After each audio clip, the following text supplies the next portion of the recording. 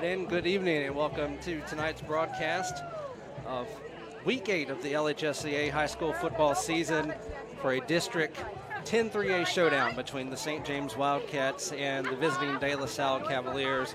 I'm Matt Sims bringing you tonight's broadcast. I'll be joined momentarily with longtime defensive coordinator for St. James, Don Rodrigue, coached under our good friend Rick Gailey. But first, let's set the scene for you here as these two teams are getting near kickoff. National anthem soon to play. De La Salle comes into this game with a record of 4-2 overall in the season, 2-0 in District 10-3A play. Key starter off of their team from last year, Julian Gums. They've missed him tremendously. Their offense has not been clicking the way they were last year, and it showed. They've already lost 2 games to 2 teams they beat last year with losses to St. Aug and to Carr, but nonetheless they still come into it very well coached and prepared for this game and on a winning streak, having won the last 3 games against St. James and in convincing fashion, defeating the Wildcats 63-7 last year, and in the previous 2 years 41-16 and 48-12. For St. James, they come into this game with a record of 5-2, 2-0 in District 10-3A play. Winners of 2 in a row, coming off of victories of 22-0 over Donaldsonville and 43-7 over Haynes Academy.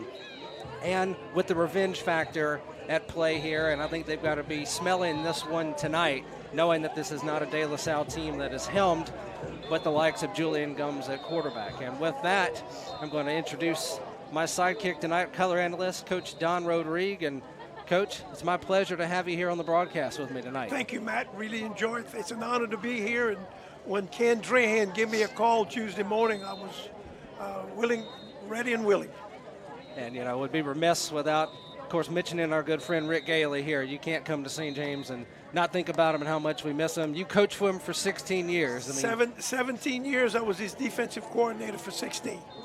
And, you know, it's just not the same without him, never will be, but we're always thinking about him, and he's always here in spirit, our good and great friend Rick Gailey. So, Coach, like I mentioned, St. James coming into this game, they've lost 3 in a row to De La Salle, but De La Salle is not without their star, Julian Gums. He's graduated. He's off in the college ranks now. So this is not the same type of offense De La Salle's had against them the past 3 years. So if you're St. James, you got to be thinking this is the year we finally get a chance at some revenge. Well, they've got a chance. They don't have that horsepower with Julian having the ball, and they're running the power hole with him. So it ought to give them a chance to get a little revenge factor. And if they've got a star quarterback themselves. He's a Division I prospect, committed to Tulane. So when you have a Division I athlete at quarterback, you have a chance to make things happen. Yes, you certainly do. And that was the horn here at St. James. Anybody familiar with St. James knows that horn there, Coach. Yeah, Hard to speak over that. Ruffin Chanier's been doing that for years. When we were at the old stadium, he had 1 horn.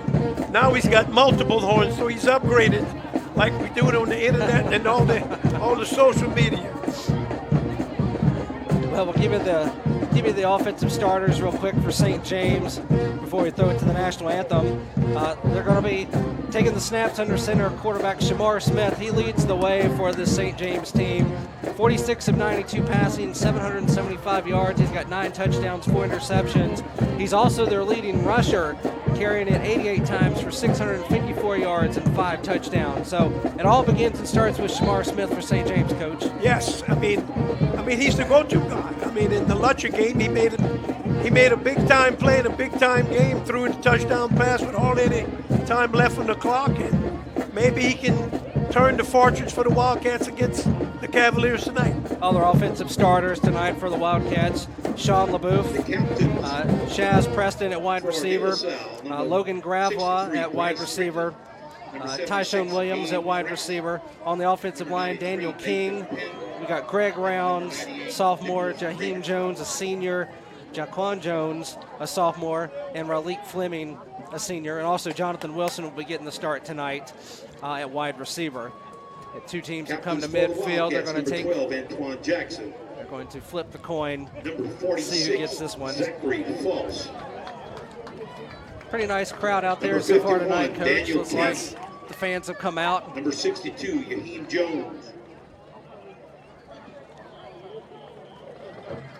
fans of St. James are usually here. Since it's a district game, they're still filing in it as we speak. And so De La Salle has won the toss, and they have elected to receive. So the Cavaliers are going to get it first. So they're going to have the chance to draw first blood in this one, Coach. Coach Benally wants to give his offense to show what they're going to do tonight and set the pace for his defense. And Coach, after the national anthem, we'll get a chance for you to give us some insight on what you learned from the St. James coaches. You sat in with them, kind of talked to them about their defensive strategy for stopping De La Salle for tonight's game. But first, let's go to the national anthem, and then we'll get your comments after that. Color guard and honor guard, and remain standing for the invocation and the national anthem. Tonight's color guard is commanded by Cadet Lieutenant Colonel Charlotte Martinez and includes Cadet Lieutenant Kendall Davis, Cadet Captain Akela Dennis, and Second Lieutenant Ethan Noel. The honor guard is commanded by Cadet Brady DeLotte. The Wildcat Battalion is under the command of Cadet Lieutenant Colonel Charlotte Martinez and is supervised by First Sergeant William C. Alsabrook and Lieutenant Colonel Linda Kolar.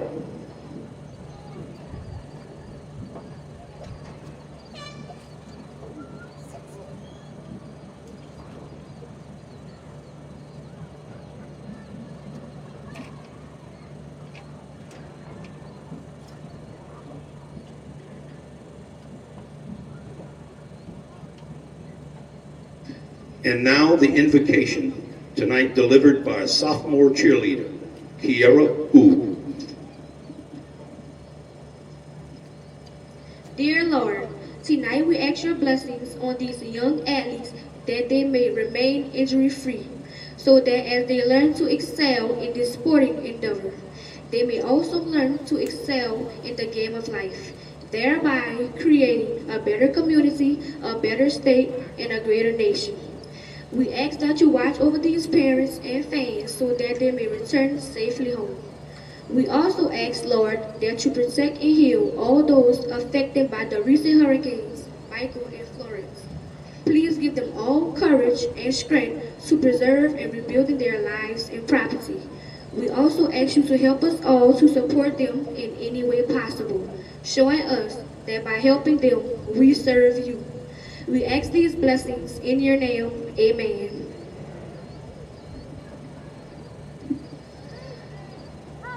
And now, to honor America, our national anthem, tonight sung by a senior in the talented music program, Kalis Brown.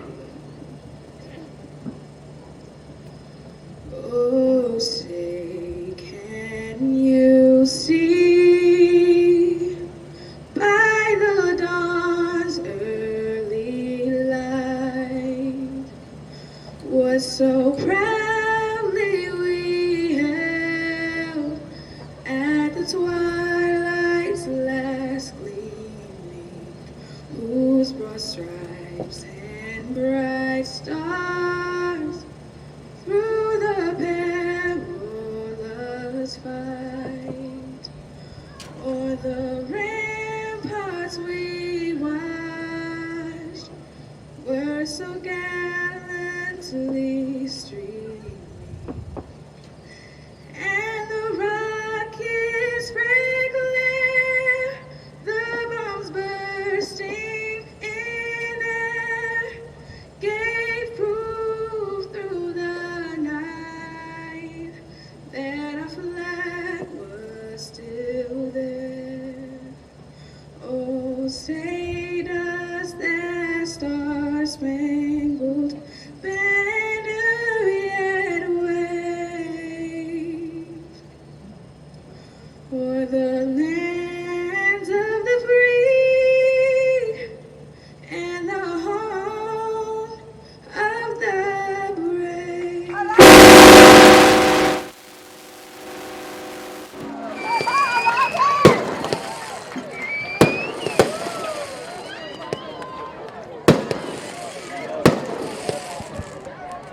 All right, and Fireworks are gone. yeah, So now the fireworks are going off, and we're hoping for some fireworks tonight. That's Gordon Falgo in the road crew. Gordon played quarterback for me at Nichols.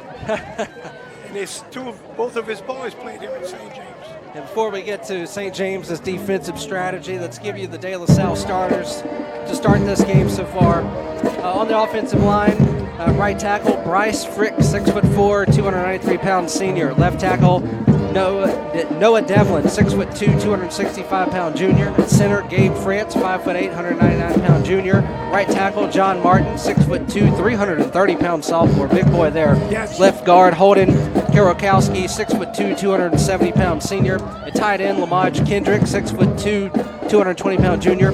Taking the snaps under center will be quarterback Fisher Rojas, a 5'11" junior. Running back Kendall Collins, he's their bell cow, 5'9", 185 pounds. Senior, he can break it free if he gets loose in the backfield. Van Paz, wide receiver, 5'10", 185-pound senior. Jock Juno, also wide receiver, 5'9", 177-pound senior. And at fullback, Kendall Baker, 5'11", 235-pound senior. And so we're about ready to kick this one off here, see what type of fireworks we get. Alex Muller is the kicker. Yes, Alex Muller, the freshman, the kicker, and boy, are they high on him, Coach. Yes, his dad was an offensive lineman for us. And the kick is away, and it's going to go into the end zone, and that will be a touchback. And so De La Salle will start over at the 20-yard line. And so, Coach, like I briefly alluded to, you met with the St. James coaches earlier during the week. Kind of give an idea of the they could try to make them one-dimensional to throw the ball. They're going to try to take away the running game. And with that big offensive line, you just read their dimensions, and they're going to have a tough task because they got a couple of guys on the line that's going both ways. So they're going to have to do a lot of gang tackling. And so they'll start off Rojas in shotgun, 2 running backs in the backfield with him, 2 wide receivers. He's going to fake the handoff, throw it out to his wide receiver. He's got a first down. That is Montrell Johnson, who's going to get it out to about just shy of the 40-yard line, looks like. And they motioned in the twins package, and the 2 wide receivers blocked, and the guy made a cut, and he got up the field. 18-yard pass, so good start there for the De La Salle offense. And quickly going no huddle. Rojas under center will take the snap. He's going to he's going to pitch it out. That's going to be Kendall Collins. And he will pick up about 3-4 yards on the play. And they ran a tall sweep into the boundary, pulling their offensive tackle, leading up on the defensive back. Yeah, with a back like that, you've got to make sure you know where he is at all times, Coach. He squared his shoulders, and that when you get a back like that, it's got his shoulders going up the field. There's no arm tackling with a guy like that. No, absolutely not. And so it'll be 2nd down and 5 for the Cavaliers here at their own 43-yard line. Rojas in shotgun again. We've got motion. He's going to hand it off to Montrell Johnson out of the backfield. He's going to break free. He's got a first down across midfield, across the 45, and they'll take him out of bounds. It looks like at the 43-yard line. So they ran outside zone to their bench. Everything has been to their bench so far. The ball has been on the hash mark on their side of the field, and everything is into their bench. Well, they're going to call it they're going to put it at the 42, so that makes it a 15-yard carry. So far, so good for the Cavaliers. Yes. 3 plays and 3 successful offensive snaps. Yes. Rojas under center, 2 wide receivers to the near side of the field. Snap will be taken in by Collins, who hands off to Johnson, and he's on the near side. He's going to get past the 30, so that's going to get another first down. They mixed it up that time, put Kendall Collins in shotgun, Coach. Yep. But this different quarterback, but the result was the same as Johnson gets it down to the 29. That was a 13-yard gain. But it was like a buck sweep, and he just kept on running. It was like ended up being a sweep. I think St. James was playing for the quarterback counter, and it wasn't there. I mean, Kendall Collins has attempted 1 pass on the year, and Rojas will keep it himself, and looks like he'll get no gain on the play. So it's not outside of question for Collins to throw the football, but it's only happened once this year. Well, they've held him to no gain or yard gain on that one, and the kid made a shoestring tackle on the edge. Yeah, it looks like they're Second going to. down and 11. Yeah, looks like he actually lost a yard on that on the quarterback keeper there. So we'll call it second down and 11 now, just inside the 30-yard line for the Cavaliers. Here early in the first quarter, 9:45 to play. Ball game scoreless. Rojas will take the snap, looking to the far side. Takes the snap, he'll throw downfield. He's got a man, he overthrew him. Oh my goodness. He had Ivan Paz wide open for a touchdown. You saw it immediately, Coach. He ran a pump fake. He did his shoulder move like Drew Brees did on his touchdown, on his passing for the breaking the record, and he was wide open. The defensive backs bid on it. That's coming off the first play of the game. Sometimes, Coach, you get a guy that wide open, the quarterback gets a little bit antsy, just puts too much juice on it. They got a flag. Yeah, we're going to have a flag. 12 men in the huddle. 12 men in the huddle, so that'll back them up 5 yards. And that's unfortunate because now they're going to have third and extra long. Yes. So that'll back it up to the 35-yard line for the Cavaliers. And now if you're St. James, you got to really be expecting a pass. About 16. So Rojas, no, it's going to be Collins at quarterback. So probably not a pass here. He's only thrown once this year. He'll take the snap, fakes the handoff. He's going to keep it to Salle. Gets across the 30. He's got the first down and more. 15, 10, 5, touchdown. Kendall Collins. No flags on the field. What a call. Nope. They just ran the quarterback counter. He ran it out, coming out the back door. They doubled down and kicked out. Oh, there is a hold. There is they got a holding call. There is a hold on the 30-yard. Just outside of my, in my blind spot right there. So good thing I said no flags on the field just to make me look a little bit more foolish. So it's going to be 3rd and 21. Yes, so that'll back them up to the 40-yard line with the spot foul. So the foul actually occurred 5 yards past the line of scrimmage. That's really upsetting. So it was a downfield hold. Yep. And with that, De La Salle's going to just take a timeout because we don't have hydration breaks anymore. But while we've got that timeout, we want to tell you about our first quarter sponsor, Gills Bar. For more than a half a century, offering services, solutions, and support for businesses and associations looking for happier constituents and healthier bottom lines. And headquartered on the North Shore. To learn more on how Gills Bar can help your business, visit gillsbar.com. So, Coach, first offensive series for De La Salle going like they would have hoped. Probably not going how St. James had hoped this first series. They're coming out with multiple sets. They've always got that, I call it the H-back, and he lines up anywhere from a slot guy to inside the tackle, and then he'll motion. They were always using that H-back into their scheme, using him as a blocker. And mixing it up, too, is De La Salle by having Kendall Collins taking snaps in Wildcat formation, Wild Cavalier formation, whatever you want to call it. Even though he's not a threat to throw, it makes him more dynamic where you don't have to even have a handoff. He gets the ball in his hand right from the snap and makes the play from there, as we saw on the almost near touchdown. Well, Coach Benally knows that's 8 weeks of the season. Everybody's going to want these films at the end of the season for the playoffs. So he's throwing multiple formations, putting Collins at a running back to give him, when they chart everything, that'll offset their game plan. Collins behind center in shotgun. He's got Montrell Johnson to his right, 2 wide receivers on the far side of the field, and we've got a sideline warning going to be called against St. James. Wow. So really early for one of those. I don't know if I've ever seen one that early in the game. I mean, the kids are all standing back. You must have got one of the coaches. I mean, even Coach Valdez is sitting there saying, what are you talking about? I mean, he's not happy at all. So the kids are already backed up pretty far. I mean, now you're going to basically have them on the track. I don't know if you got a coach or if you got a player. I've seen more sideline warnings called in the last few years than ever before. I mean, I think these referees are really taking it sensitive now of anybody on the white line. But in any case now, 3rd down, and 21 from the 40. Collins still in at quarterback. He'll take the snap, makes the handoff, keeps himself far side of the field, 35-30. He's across the 30s to be wrapped up and brought down to the 25. So it's going to be about a 15-yard gain. 4th and about 6. So 4th and about 6. Wouldn't be surprised here if they go for that. We're going to call that a 16-yard carry for Collins.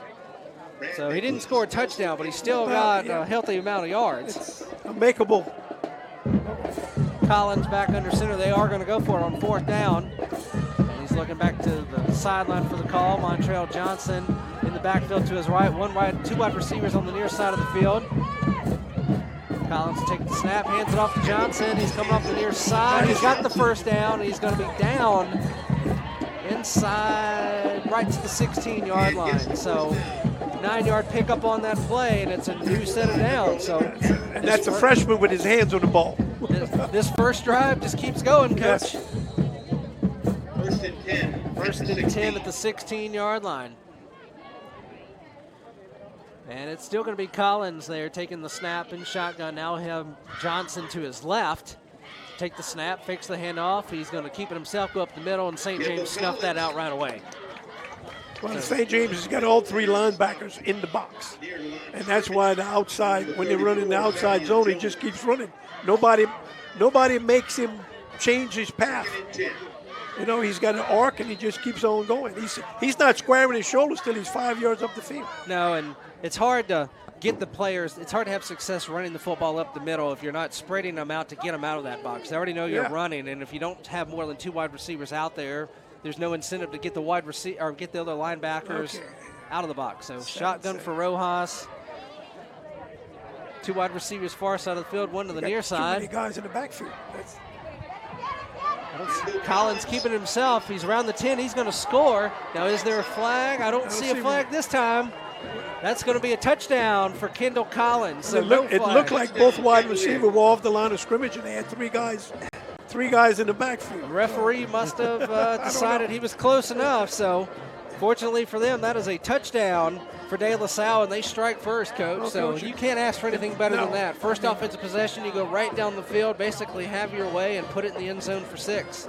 Yeah, they run in that basically an outside zone, and there's nobody making him change his path. He just keeps on running. And the extra point is good by Blake Giacconi. And so he kicked it over the top of the goalpost, the pole. He kicked it way back there. It was good. 7:23 to play here in the first quarter. De La Salle on top early, 7-0. So, you know, Coach, if St. James is going to break this winning streak that De La Salle has against them, that was not the way to start off by doing it. No, their defense didn't hold up. I mean, I don't know if they ran one play inside the tackles. They ran one, and they stopped Collins for about a yard gain. Everything else was on the edge. And so now for St. James here, the most important thing is they need to immediately come right back and answer that score with a score of their own. We're going to see if the Division I quarterback, Shamar Smith, can make some plays and keep his team with a tempo. In situations like this is when you really got to rely on your star players to help you get over the hump in a situation like this. So Giacconi set to kick it off, back deep to receive. Is LaBouffe, Sean LaBouffe, he'll go in the end zone, and that is a touchback. And so Shamar Smith will lead the offense out on the field, and they will take over at the 20-yard line. He's the guy who does everything for them, Coach. Like I said, 775 yards on the season passing. The leading rusher as well, 654 yards. So the success to this offense begins and ends with Shamar Smith. Yes, it does. And if you look, all of his receivers are juniors or sophomores. They even have a freshman. Preston. His brother's a freshman at Mississippi State. So Smith in the backfield. 2 wide receivers far side of the field. He's one on the near side. Sean LaBouffe in the backfield. Smith will takes the snap, goes to the left side of the field, cuts it back inside. He's going to get a couple of yards, not much. Nope. De La Salle, nice job there staying at home, keep him from breaking one back up the middle. So that'll be a 3-yard gain for Shamar Smith. St. James was in a 3-by-1 into De La Salle's boundary and they would try to run a sweep. And he cut it back all over inside. And so Smith, again in shotgun, motion near side. He will hand it off this time to Sean LaBouffe. De La Salle's all over it though, Coach. Nice containment there. These guys pursued and were not fooled, and so they brought him down after just a short 2-yard gain. Yeah, Sean was by himself on that. He had one blocker who got one, but they had three defenders. So Sean LaBouffe made it by choice, a 3rd and 5. So 3rd down and 5 for St. James. They really needed to get a successful first drive after De La Salle just marched down the field. And 3rd and 5 now. It's hard to have a crucial 3rd down in your first drive of the game, but this one's fairly crucial because got to snap it. You got 5 seconds. They need to answer the score. Got to get the snap off, and they do just in time. Smith rolling to the far side of the field, looking to throw, and it's incomplete. Almost picked. Almost picked off. The DB stepped in front of it. Was high. If he'd have thrown it number high, it'd have been a pick. So 3 and out go the Wildcats. Yep. So not the offensive start they were hoping for, but for De La Salle, got to credit their defense there. 2 runs that. If I remember right, didn't De La Salle block 3 of these last year? Yes, they did. So St. James can't go to sleep on this. The punter, Alex Mahler, it's a 10-man rush. Just a freshman. They're going to bring it after him, and he gets it off. Nice punt. Kendall Collins back to receive. It hits around the 40. He's going to pick it up about the 33. And they're going to bring him down. We've got a flag immediately. Yep. Ball's going to be about the 32, and we'll wait to see what they call. And it's going to be at the 32. Couldn't see what it was. I don't know if somebody. They had one blocker there. I mean, and if you had one blocker and he had a bad block, I mean, that'd just really be a terrible break. I don't know if maybe somebody got a finger on a face mask accidentally, but it looks like they're going to back it up. So this must be a block in the back. Wow, I mean, that's really unfortunate. You had one guy blocking, and he gets called for a block in the back. Yeah. Block in the back penalty, push the ball at the Cavalier 22. And so De La Salle will take over at their own 22-yard line. So 1st and 10 at the 22. Last time they started. De La Salle is 3-by-1. Trips into their boundary. Rojas with the snap, throws it out wide. He's got it too.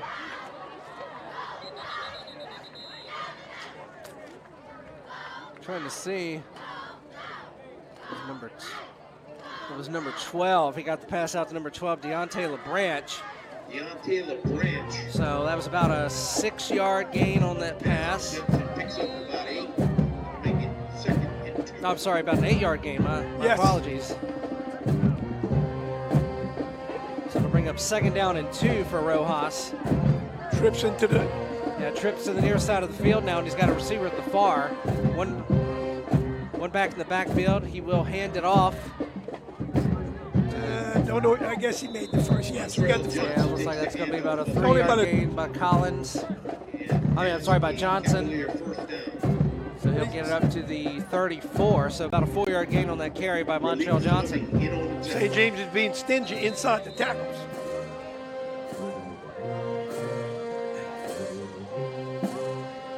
Two by two. So 2 wide receivers far side of the field. No backs in the backfield for Rojas. Here comes motion. It's going to be a handoff. Speed sweep to Rishon Porter. Speed sweep on the near side. He's going to get it up to the 45. That will be another 1st down. Rojas. Right. Yes, we got it. And is tackled by number 9, Tyrese Smith. And so Rishon Porter up to the 44. So a 10-yard gain on that play. And that's another 1st down. I mean, they are really having some success moving the football here in the early stages of this game.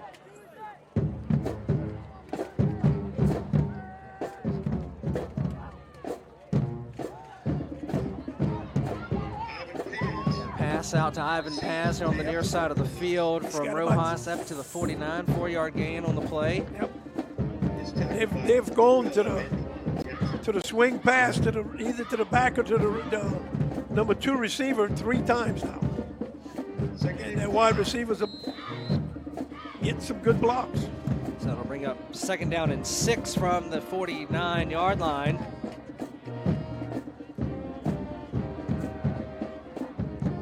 Rojas will fake the handoff. He's going to throw downfield, and he overthrows. It should have been intercepted. My goodness, it hit the hands. The corner ran into the safety, and his hands on it, knocked him Hit the off. hands of Brad Batiste and bounced off.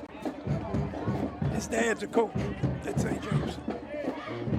So fortunate break there for De La Salle.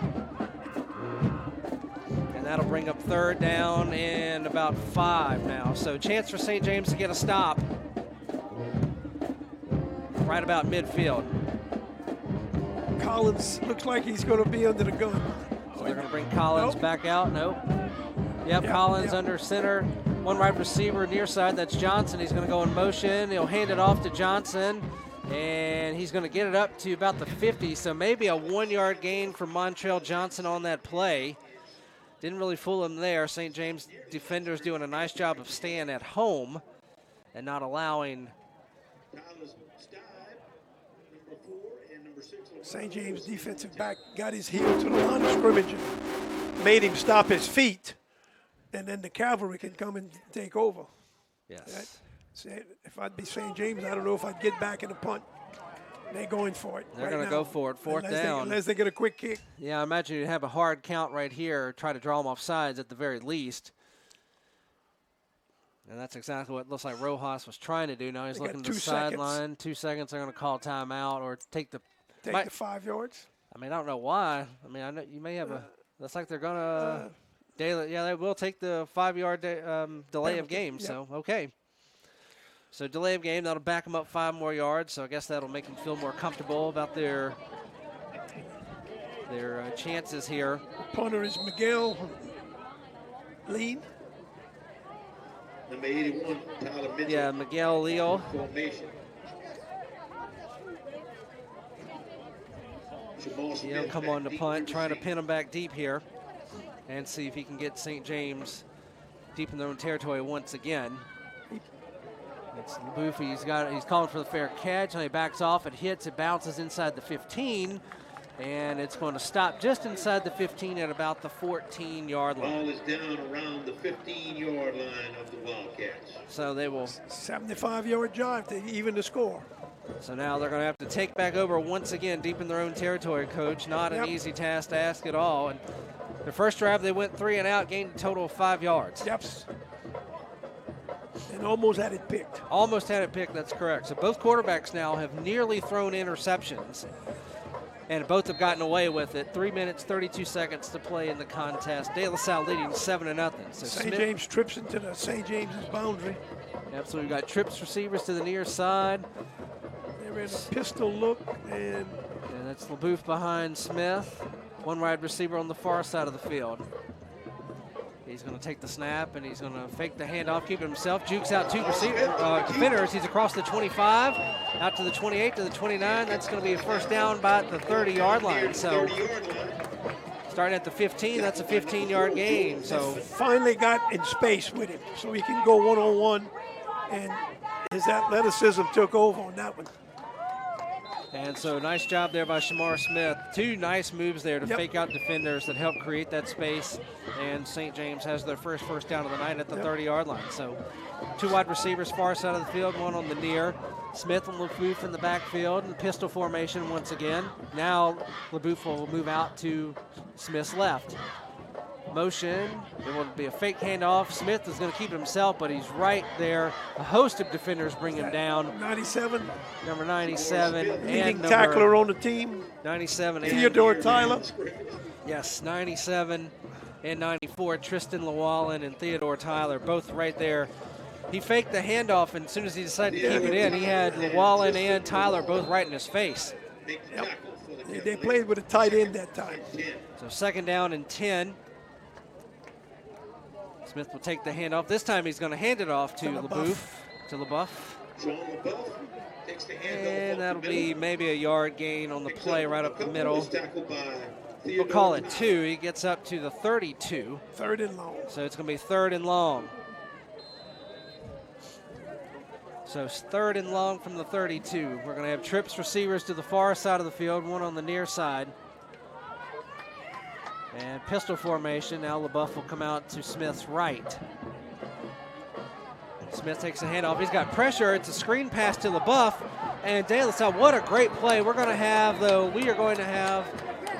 a roughing the passer penalty called on De La Salle as Shamar Smith was taken out by Jamarian Peterson on that play after he dumped off the screen pass. Great open field tackle by De La Salle, Coach. They had the play done, but Peterson just went a little bit too much at Smith. A little aggressive. I think some of those officials are watching Sunday games about protecting the quarterback. And so that's a huge 15-yard penalty that will be a first down for St. James at their own 47-yard line. So De La Salle bails the Wildcats out with the roughing the passer penalty, and Shamar Smith will have first down and 10. Trips receivers to the far side of the field. He'll take the snap, hands off, keeps it himself rather, across the 50, up to the 47 for a 6-yard gain. 5 or 6, yeah. So they're into Cavalier territory now, Coach. Finally. First time for tonight. All with Shamar Smith's legs. I mean, he's their go-to guy. He gives trouble to one-on-one tacklers. So 2nd down and 4 from the Cavalier 47. Trips receivers again, far side, one on the near side. LaBeouf lined up to Smith's right. This time he'll hand it off to LaBeouf up the middle. He's going to get it to the 45. Looks like they'll stack him up there. A host of defenders. And they got 2 downs to make 2 yards. So, yes, that'll bring up 3rd down and 2 now. Make it 3rd and 8. Tackled by number 97, Theodore Tyler. Number 2, Ashton Robinson. So 3rd down and 2. 3rd and 2. They got press man at the bottom of the screen. Hand off to LaBeouf. Nope, Smith kept it and fooled me, and they got him for a loss. Great play there. 22. By number 22, Shamar Keelan. Yep. Well, he was all over that. It might have fooled me, it didn't fool him, so Shamar's 1-yard a loss. sophomore. Made a big-time play on a Division I athlete. So now it'll bring up 4th down and 3. I mean, they've got a good kicker, but he can't kick this, Coach. No. I mean, they love their freshman kicker, Alex Mahler, but he's not ready to kick a 63-yarder. I know he's kicked a 55-yarder earlier this year, but they'll be asking quite a bit. And so that's going to do it for the end of the first quarter. Yep. And so at the end of the first quarter, our score here is De La Salle 7, St. James nothing. We'll be right back with the second quarter in just a moment. Will the parents of Daniel King, Javon Harris, and Gregory Rounds please report to the concession stand?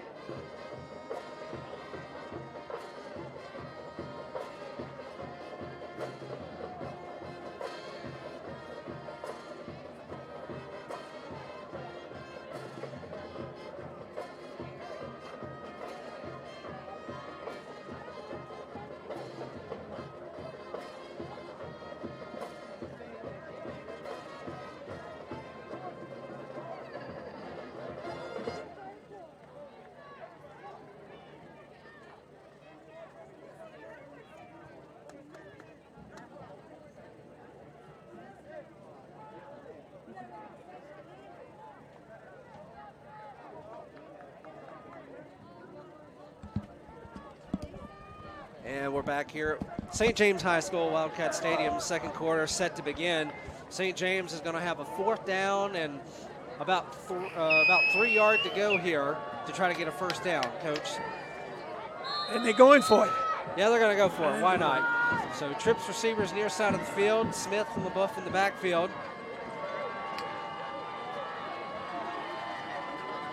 And Smith will take the handoff, and boy, he's got pressure. He's going to throw it. He's able to get it out to a receiver who makes the catch. But he ends up back at the line of scrimmage. That's LaBeouf who made the catch, but he got nothing on the play. So incredible throw by Smith to avoid the sack because he had 3 defenders in his face. He got rid of the football, but the best thing he could do was get it back to the original line of scrimmage. Yeah. Only his athleticism let him get away with that. Okay. So it's going to be first down for De La Salle near midfield. So great field position for the Cavaliers to start here, so a really big test for the Wildcat defense here to try to keep them off the board and extend this lead. Trips receivers to the near side of the field. Rojas back under center. He'll pitch it out to Collins. Collins breaks the tackle. He's going back across the field, and he'll get about a yard. He ran 10 yards to gain 1, Coach. Well, they made him stop his feet, plant his foot, and on the backside pursuit, then over pursuit. That's a nice job by the defense, yes. too, not over pursuing on the backside. With a player like Collins, you can't over pursue and allow him to have that backside alley. Rojas will take the snap, looking to pass. It's a screen pass. It's tipped again and knocked down. And that was Chase Geeson. Chase Geeson had it in his hands. He sniffed it out. So that's 3 almost interceptions now, correct. Coach. So if you're a defensive coordinator, you just got to be pulling your hair out thinking, man, I've had chance after chance. Games like this, you can't afford to miss those. And so that's going to bring up 3rd down and long for De La Salle now here. So this would be the best case scenario for St. James, get a 3-and-out right off the bat after immediately going for it on 4th down and not getting it and giving the Cavaliers the ball at midfield. Collins under center. He's got Johnson in the backfield beside him. He will keep it himself. And boy, they snuffed him out. No gain on that. That was Savion Jones in on the tackle for St. James. No gain on the play for Collins, and De La Salle will have to punt. They had, it was like the game, they were in the huddle with them. The game, your scouting report that you do all week showed up on that one. Down and distance, placement on the field. And so the punter, Michael Leal, will come out. Tyler Mitchell in punt formation. Shamar Smith back deep for the Wildcats. I'm sorry, that's Tyler Mitchell, who's in punt formation.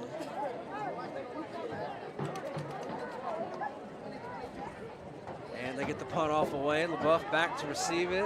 He's going to try to take it in. He will. A fair catch at the 11, maybe the 12-yard line they'll give him, Coach. Oh, looks like they give him the 13. Yep. And so it'll be 1st down and 10 at the 13. At the 13. And so 1st and 10 for the Wildcats at the 13. So a really nice defensive stop there, yes. Coach. So you give the ball right back to De La Salle at midfield. You really put a lot of pressure on your defense to not allow them to get another score, to extend this to a 2-score lead, and the defense answers right away. They almost had a pick. They stopped Collins for no gain. That was a good series. That was a 3-and-out for him. That first one of the night. Can't ask for much more than that. And the LaBeouf did a hell of a job of fair catching the kid. They couldn't down it inside the 10. Yeah, he did. So Smith will take the snap. He hands it off to LaBeouf, and boy, he's wrapped up immediately. Sean LaBeouf takes the handoff. He loses a yard, it looks like. Number 2 made the tackle. 2nd and 11. So that would be Ashton Robinson who got in on that tackle. Yeah, he's a junior. So that'll bring up 2nd down and 11. 2 receivers near side, 1 far side. Once again. Smith will take the hand off. He's going to roll out to the near sides. He's looking to throw. He's got pressure coming. He's going to have to roll back the other way. Now he's just going to have to keep it. So he's got an alley there, Coach. He's going to get some positive yards. Yep. And he goes out of bounds. Was that a late tackle, or did he just trip as he went out of bounds? He tripped him up right on the boundary. So he got about 3, that's all. Yeah, let's say he got about 4. Because okay. Bring up 3rd and 6. So we're going to rule him at the 18-yard line. So yeah, 6-yard gain on the play by Smith. So nice job of creating 6 yards on that, but De La Salle also did a nice job too of not allowing him more than just that on the backside pursuit. De La Salle's backside end stayed home. 2 wide receivers near side, 2 far side.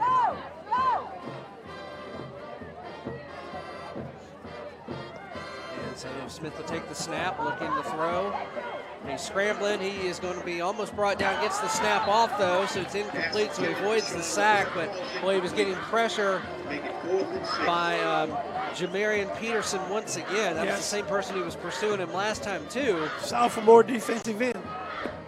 So Peterson causing all kinds of fits for the St. James offensive line here in the first half, and that's going to lead to another Alec Mahler punt for St. James. And then De La Salle should have it somewhere around the 50 again. So if you're the Cavaliers, Coach, I mean, they're doing a really nice job of making sure Shamar Smith doesn't beat them early in this game. They're making them work for every yard they get, and they're getting a lot of stops. And there's the punt end over end. Kendall Collins will pick it up at the 43. He's across midfield, across to the 45, and down at the 44. Shoestring tackle at the 45-yard line. And so they're going to say first down and 10 at the St. James 44-yard line. So second quarter tonight is brought to you by Rockin' Bowl. Rockin' Bowl now with 2 locations on South Carrollton Avenue in New Orleans and Jefferson Street in downtown Lafayette. See a full schedule of entertainment at rockinbowl.com.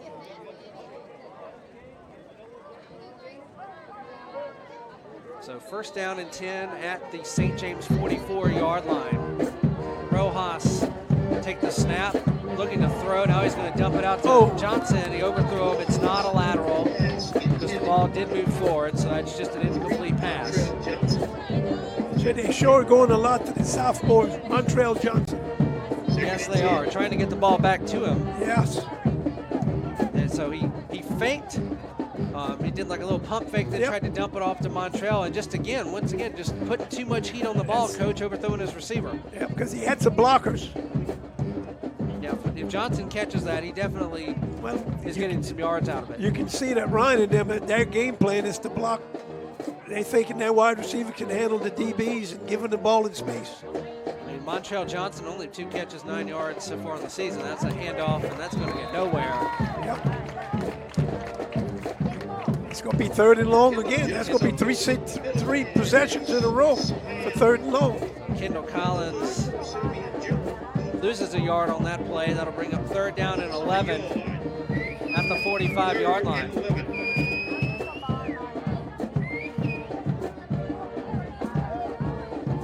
And so we'll see what the Cavaliers can dial up here. For St. James, this would be huge. Get another stop. De La Salle having the ball in your territory. Yeah, he's going downtown. Downfield. He's got a guy deep, well covered. He overthrows him. Beautiful. It's incomplete. Threw him a fade. Threw him a fade. It was a good throw, just too much on it. You got to learn to throw that over the outside shoulder, about 4 yards from the sideline.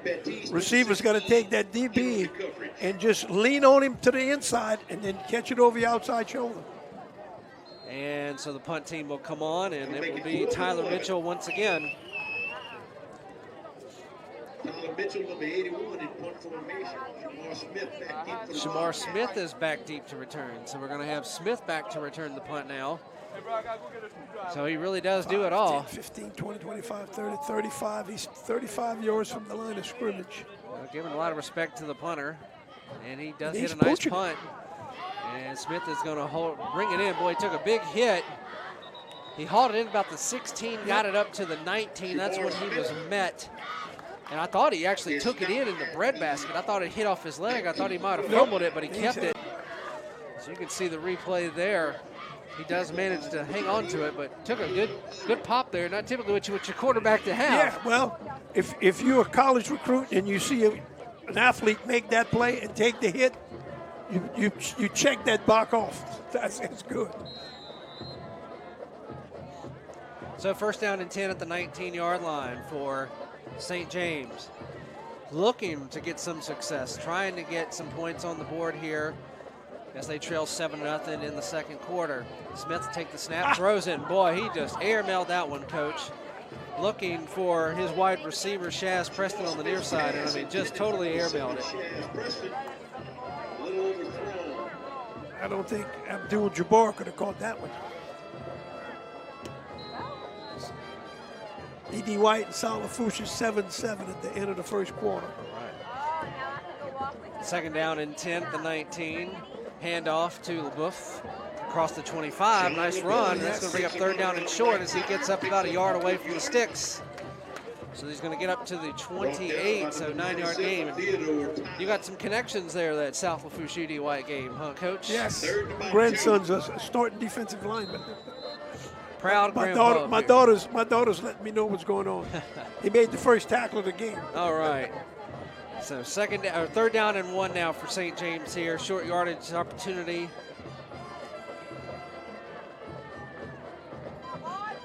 Smith will take the handoff. He will keep it himself, and he's got the first down, I do believe, up to the 30. So 2-yard gain. Yes. It was a read option. He didn't commit to keep it. He didn't commit to keeping it till really late, Coach, but it worked. He hung on to it, and they had a little. They based that defensive end and gave him enough room for him to slide in there. That's the type of scary read option there where the quarterback holds onto it so long that sometimes that can lead to a fumble because the running back doesn't know, are you giving it to me or not? And if you let go of it too late and he doesn't think he's getting it, that ball hits the ground. So first and 10 at the 30. This time, quicker handoff to LaBeouf. Right up the middle, he's got room to run. He's up to the 38. 8-yard run for LaBeouf, and the Wildcats are in business here, Coach. Inside zone, and you got a quick back. You really don't need much of a block. All you got to do is give me a stalemate, and he's slipping through there.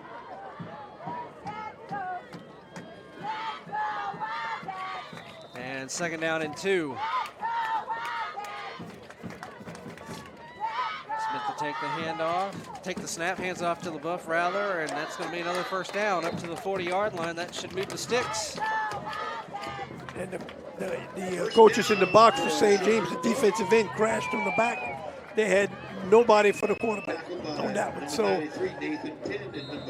that signal is being sent. So first and 10 at the 40-yard line now. 2 wide receivers, far side, 1 near side. Smith fakes the handoff, looking to throw. He's got a man over the middle, wide open. He's got it. 25, 20, 15, 10, 5, touchdown. That is Logan Gravois with the 60-yard touchdown reception. He had him right down the middle, Coach. Yep, that's that play action pass. The defensive backs have been stepping up.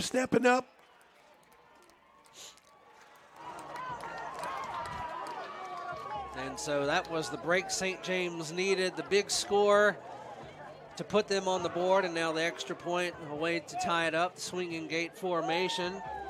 And now they'll swing it back in under center. And we're going to have a stoppage of play. We got a flag on the field. So this is going to be something on the offense, I imagine. No, they're going to go ahead and call offsides on De La Salle. So that will move it down now to about the 1 3/4 yard line. I would refuse it. Absolutely not, but not going for 2 either. Just the same. So Mahler back for the extra point. Snap is down, kick is up, and boy, he shanked that one bad. Looks like he just came over the top of it, Coach. Wow. I don't know if his foot. That's unusual, or that's. Don't know if his foot slipped, but it looked like his plant right foot. Yeah, his plant foot was awkward. His right foot came over and caught the top of the ball. I mean, that was an ugly kick. So De La Salle holds on to the lead after the missed extra point, and it's De La Salle 7, St. James 6 with 6 minutes, 26 seconds to play in the first half. I want to also tell you about Rockin' Bowl. Tonight at Rockin' Bowl in New Orleans, it's No Idea playing all the hits. And every Tuesday, it's the Greater New Orleans Sports Foundation Quarterback Club luncheon at noon. This week, LSU Ed Orgeron highlights the list of speakers. So check out Rockin' Bowl Tuesday at lunchtime to hear what Coach O has to say during the bye week as they get prepared for the big game against Alabama in 2 weeks.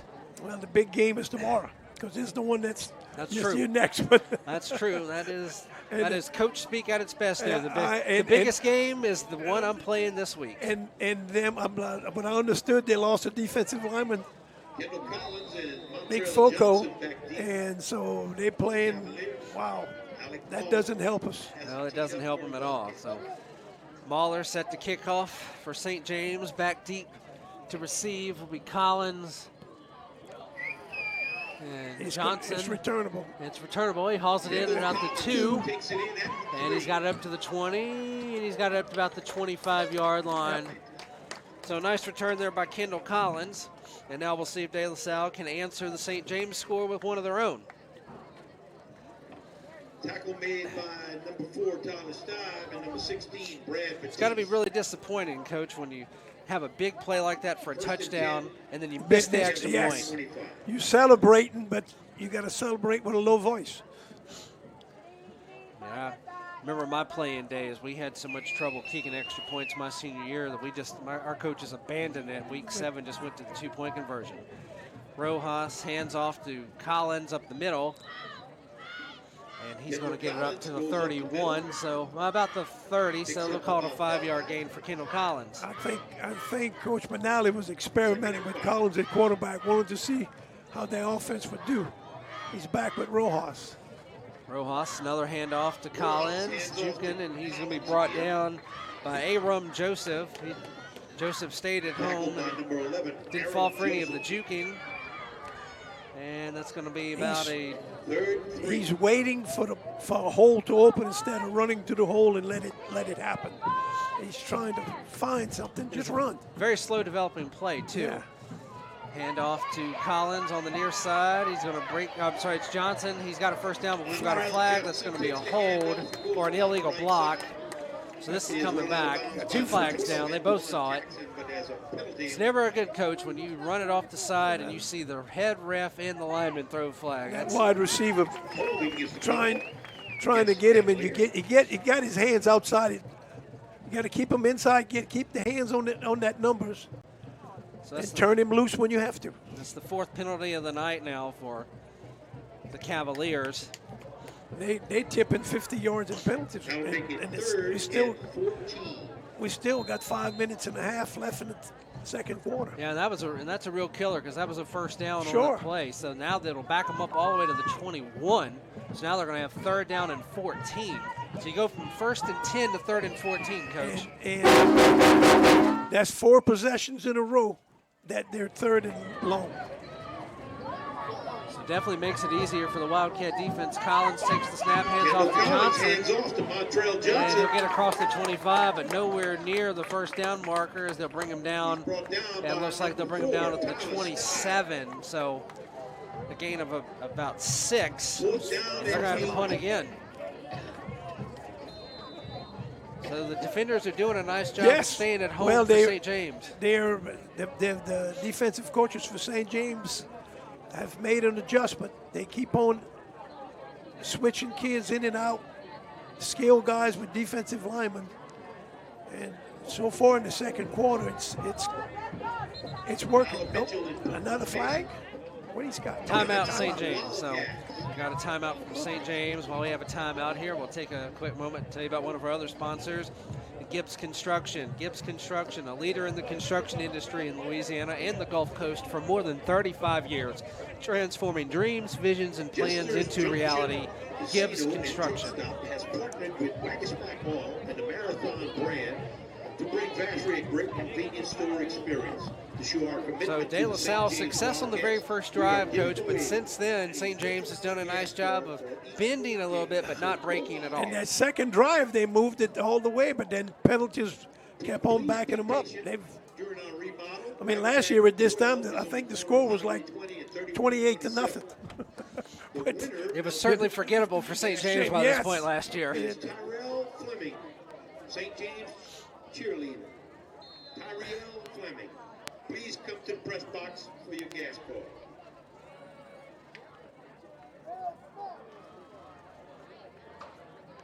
And so Mitchell back to punt it, takes the snap around about the 13. He'll punt it back. And Smith is going to let this one hit and bounce. And he will not field it. Gets a Cavalier-friendly roll inside the 25 down to the 23. So I charted this. Every time you let the ball roll, it's an average of 13 yards you lose. Well, he just lost 14 from the way the ball hit. And that gave him a 51-yard punt. Yeah.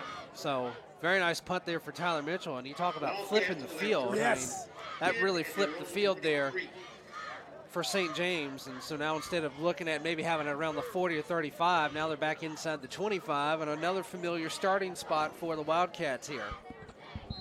Well, the last possession, they started at the 15, and now they're starting at the 23. And so Smith will be under center. He'll take the snap, looking to pass. Now he's going to keep it. He is going to be wrapped up, and he's going to try to throw it, and he does, and it's knocked away. Well, he was wrapped up by two different defenders there. And got his arm free to make a play.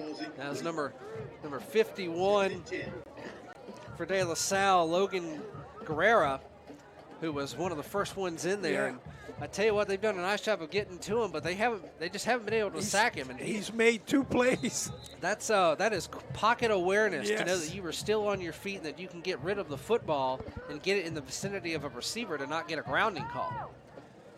So trips receivers far side of the field. Smith will take the snap, hand off to LaBeouf up the middle. He's got room to go.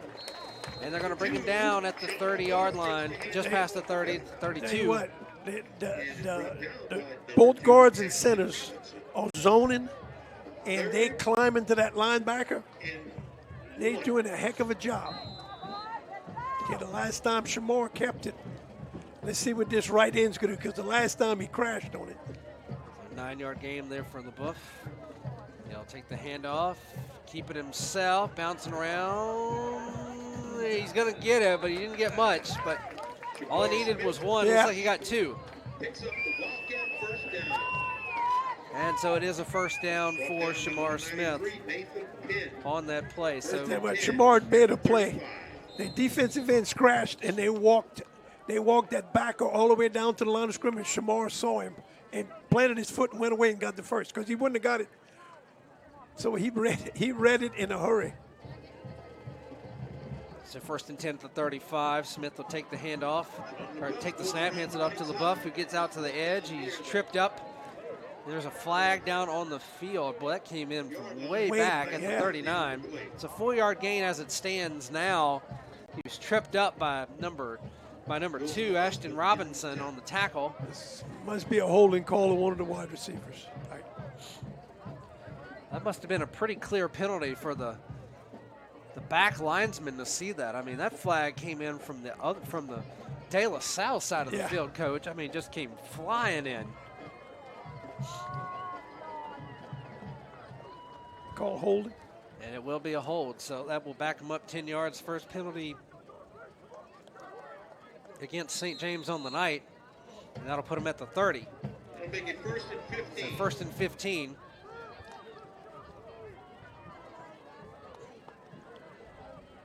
3.5 minutes left in the half. Trips receivers near side of the field, 7-6. St. James trails De La Salle. Handoff to LaBeouf. Boy, they snuffed that out. Number 94, number 97. Tristan Llewellyn and Theodore Tyler were all over that, Coach. I think the screens and the draws with them from 4, they've got to get some type of to slow them down. Yeah, they weren't falling for that any whatsoever. And so now you're looking at second down and long for St. James. Trips receivers near side of the field, one on the far side, Smith and LaBeouf. He's going on top. He's throwing the fade. No, he's not. He's going to throw it to his Throw receiver on the near total side of the field, and he drops it. It's going to be incomplete. He was going for Shaz Preston. It was going to be a wide receiver screen, Coach. He's going tunnel screen. But that was just a case there of Preston taking his eyes off the football. That's what happened with that throw, Coach. And he's a freshman. Freshman jitters. He saw the ball coming. That head started to turn left upfield. And that ball just went right on by him. It's now third and long, extra long for St. James. 2:26 to play in the half. Looking for something. Trying to get a first down here. Smith takes the snap, looking to throw. He's got a man. Curl route. That is a first down. Pass complete to number 34, Savion Jones. Tyshawn Williams receives the pass and gets a Wildcat first down at the 47. This is Tyshawn Williams. Oh, 39, I'm sorry. It was 39 who made the pass, and it's a first down. He's a junior. Up to the 47.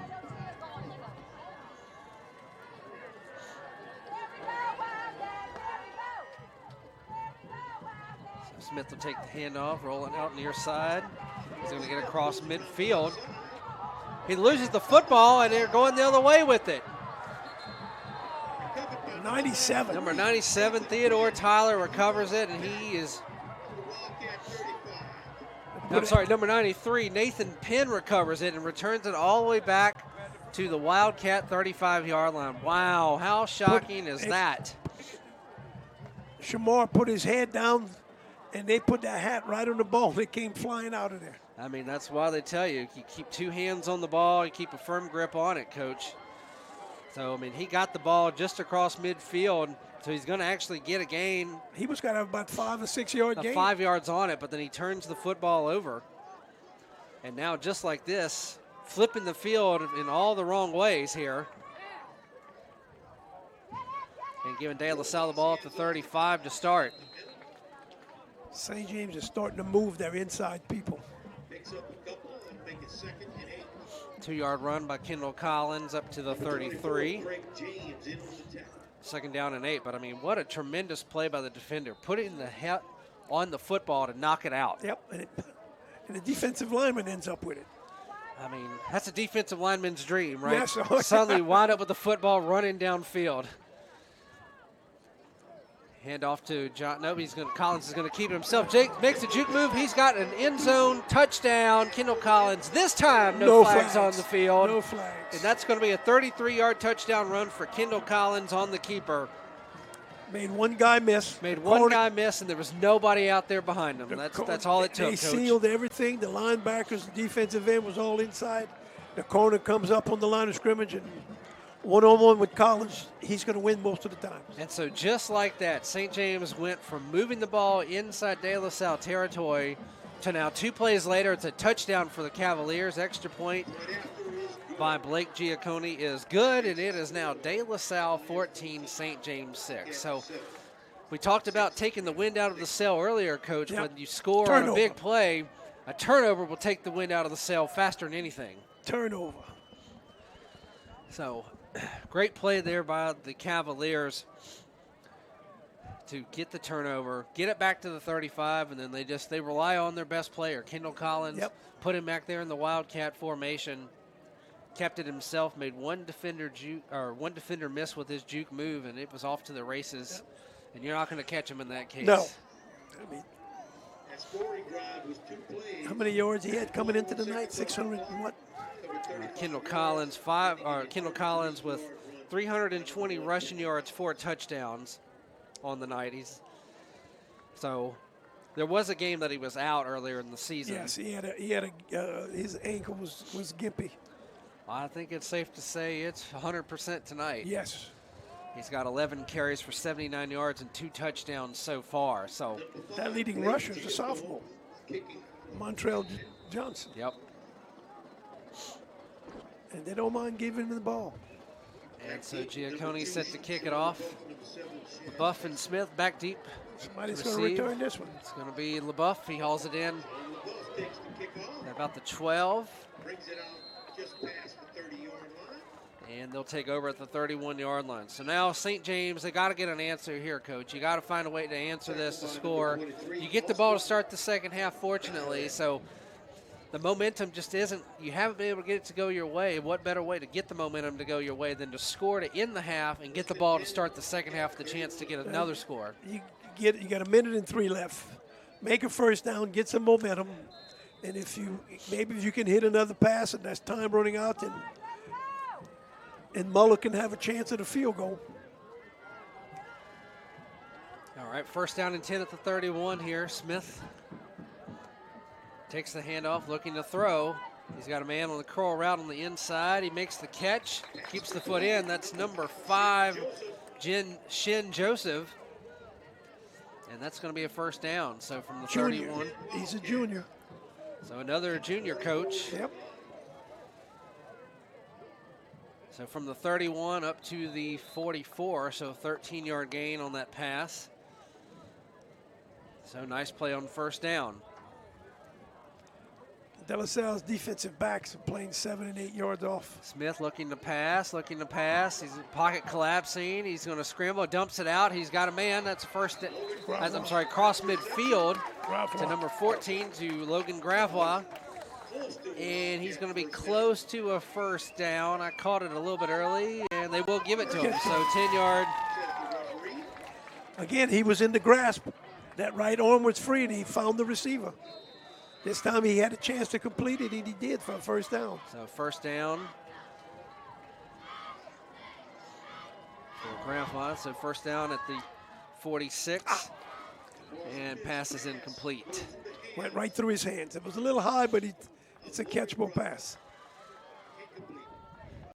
Yeah, you got to make catches like that, Coach. That's got to Yes. be frustrating when you're frustrating as a coach when you see those. He had 46 seconds left.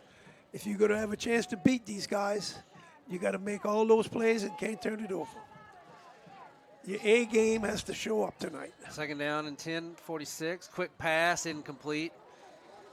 Threw it in between two receivers. Quincy Thomas diving in. He read the pass, but he was a few yards shy of being able to pull off that interception. Yep. So now you're faced with third down and 10. Let's see what the DBs play. And I wouldn't say you're in four-down territory here at all, because you definitely don't want to give De La Salle the ball back with time on the clock near midfield. No. So this is first down. This is either first down or you're punting. You're definitely not going for it. They're going to call. Coach Valdez is going to call a timeout. I think De La Salle called a timeout. Oh, De La Salle going to call a timeout. I'm sorry. I thought it was St. James. You're right. So Coach Malley's going to talk about it because he realizes we get a stop here. We're going to have some time on the clock. You blocked 3 punts last year. That's if right. You make them, if they go to punt, that's when you're going after them. I mean, this is a case here, and this is a case here. If they get a stop here, you put 11 men on the line. There's no point of even putting anybody back. So definitely going to talk to their defense here to try to come up with a solid game plan to stop. They've done a decent job so far on Shamar Smith. He's got 9 carries for 38 yards. They created a turnover. He's 5 of 10 passing, 96 yards and a touchdown, and that's exactly 50% on the night. He's exactly 50% on the season, 46 of 92. Yep. So, he's going to complete 1 out of every 2 passes for you. But he gives you a chance with his legs. He does. Because he can go 50 yards on any play. And his legs have kept him from being sacked 3 times so far tonight, because his legs have kept him up, in his pocket awareness of keeping his head around and on a swivel to see where a receiver is so that he can make a throw just to get rid of it and not take the sack. So 3rd and 10 at the 46-yard line. 43 seconds left. 43 seconds left. 14-6, De La Salle leading. Smith looking to pass. Pocket collapse. He's going to be sacked. He's not getting away this time. Pocket collapse from behind him, and he didn't see it. 97 and 96, Jamarian Peterson and Theodore Tyler. Peterson has been a thorn in their side all night tonight, and he finally gets his sack for a loss of a yard. So they finally get an official sack, Coach. Yep, 35 seconds And they left. call timeout with 35 seconds left. So they're going to force St. James here to either go for it, which I would be shocked if they did. I mean, I really would. Or punt it away so they can send the house after him. And I know Valdez, he knows he's got his kicker that can make a 35-40, so if he can complete 1 pass, that's what he's...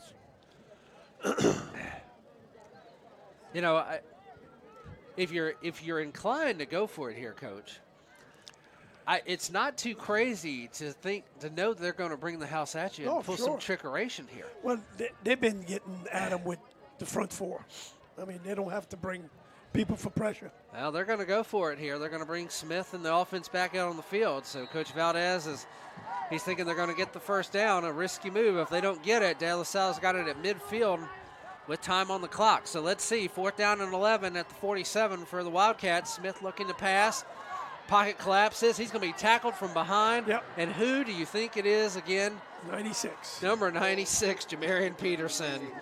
Another huge play. He beat the right tackle, right off the bat. You could just see the pressure and just ran around him and tackled him from behind for another loss of a yard. And just like we said, worst case scenario now, it's going to be 1st and 10 for De La Salle at their own 48. So 52 yards away from pay dirt. With 29 seconds, I mean, they might get it in field goal range. So they're looking at, oops. And now here comes timeout for St. James. Coach Valdez now wants to talk about it. And he's not happy with somebody, not sure. But let's talk about Jamarian Peterson so far, Coach. He's having himself a game. He's gotten the last 2 sacks as a former defensive coordinator. When you have an end that's getting that type of penetration off the edge, I mean, just talk about how it changes the defensive scheme for you. Your scheme, you don't have to bring your second level somewhere. I mean, if you're getting pressure like that, you just let them do their thing and you sit back if you want to play man. And when you're getting pressure with your front 4. You play 5 under man with 2 deep. I mean, it's hard. It's hard for them to find because you're running with them, with your secondary guys. And I know he doesn't want to play man against them because of Smith. Because when your linebackers are running with a receiver or your corners running with a receiver, when Smith can get behind one of those guys, and that's an extra blocker for him. So Matt Sims here alongside former defensive coordinator, Coach Don Rodriguez, former defensive coordinator for Coach Rick Gailey. We've got 29 seconds to play in the first half. 1st and 10 for De La Salle. Rojas looking to throw. He's got a man behind the defender, and he overthrows him again. Man, Rojas he's had people there, Coach. Yep. He's just been a little bit too much on the throw and has overthrown. I guess that's the reason they don't throw too many. I guess so. I mean, on the season, Rojas 46 of 74 for 571 yards, 8 touchdowns, no interceptions. He certainly could have had a touchdown on that throw if he connects. He had him by 2 strides. So, unfortunate for De La Salle. They missed that. But 2nd down and 10 now from their own 48. Collins under center, and they're going to run it. He's going to keep it himself. He'll get to the tackle by number 8. Yeah, Collins will get it to the 49, so 3-yard gain, and they're going to take the last time out. Gleason makes the tackle for a 3-yard gain. So that'll bring up 3rd and 7 as they get it just across midfield to the St. James 49. So we got 20 seconds left. Put 3 of your best receivers on one side. Throw it up. I mean, might as well. If you catch it at the 10, spike it, kick your extra point. Now, if the tides have turned a little bit here, though, too, Coach, because now if you're St. James, if you get a stop, they're going to punt. Now, you can come out and put 11 men on the line and just send the house after it because they've got a good punter and try to see if you can get some type of a stop with a punt, give you the ball deep in their own territory to try to throw it up with one last play here in the first half. So interesting dynamic here of what could possibly happen on both sides of the football.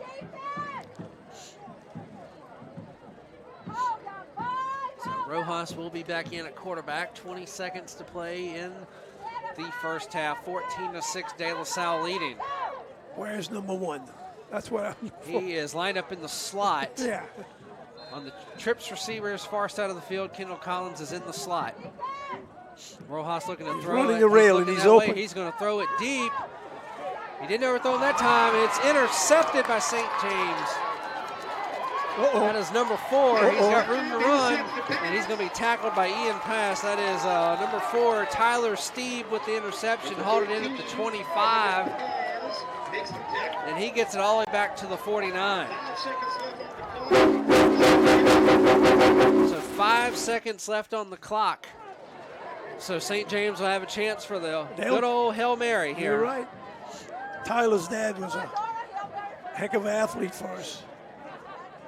He's averaged like 28 points in basketball. He was a quarterback, a DB, ran track. And so St. James will come out with it, and you can see De La Salle putting their safeties way back on the 30, backing their cornerbacks all the way up to 35, so definitely in a prevent. Linebackers are 10 yards behind the line of scrimmage. Smith takes the snap, looking to roll. His pocket gives him time. He throws it downfield. He's overthrown it, and it's intercepted. Good. So it is intercepted into the end zone. Zeros on the clock. Zeros on the clock. And that was number 11 with the interception, Jacoby Hankton. And so that will do it For the half. for the first half. So at the end of the first half here at St. James Wildcat Stadium, it is De La Salle 14, St. James 6. So, Coach, your thoughts on the first half of play here?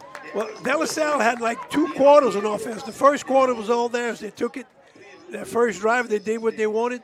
Second drive, they did what they wanted. And then the penalties started mounting up on them. So the flag is what slowed down De La Salle.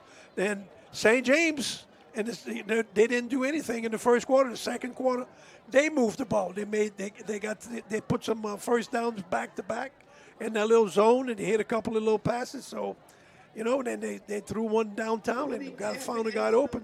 So we had a 7-6 game until the turnover.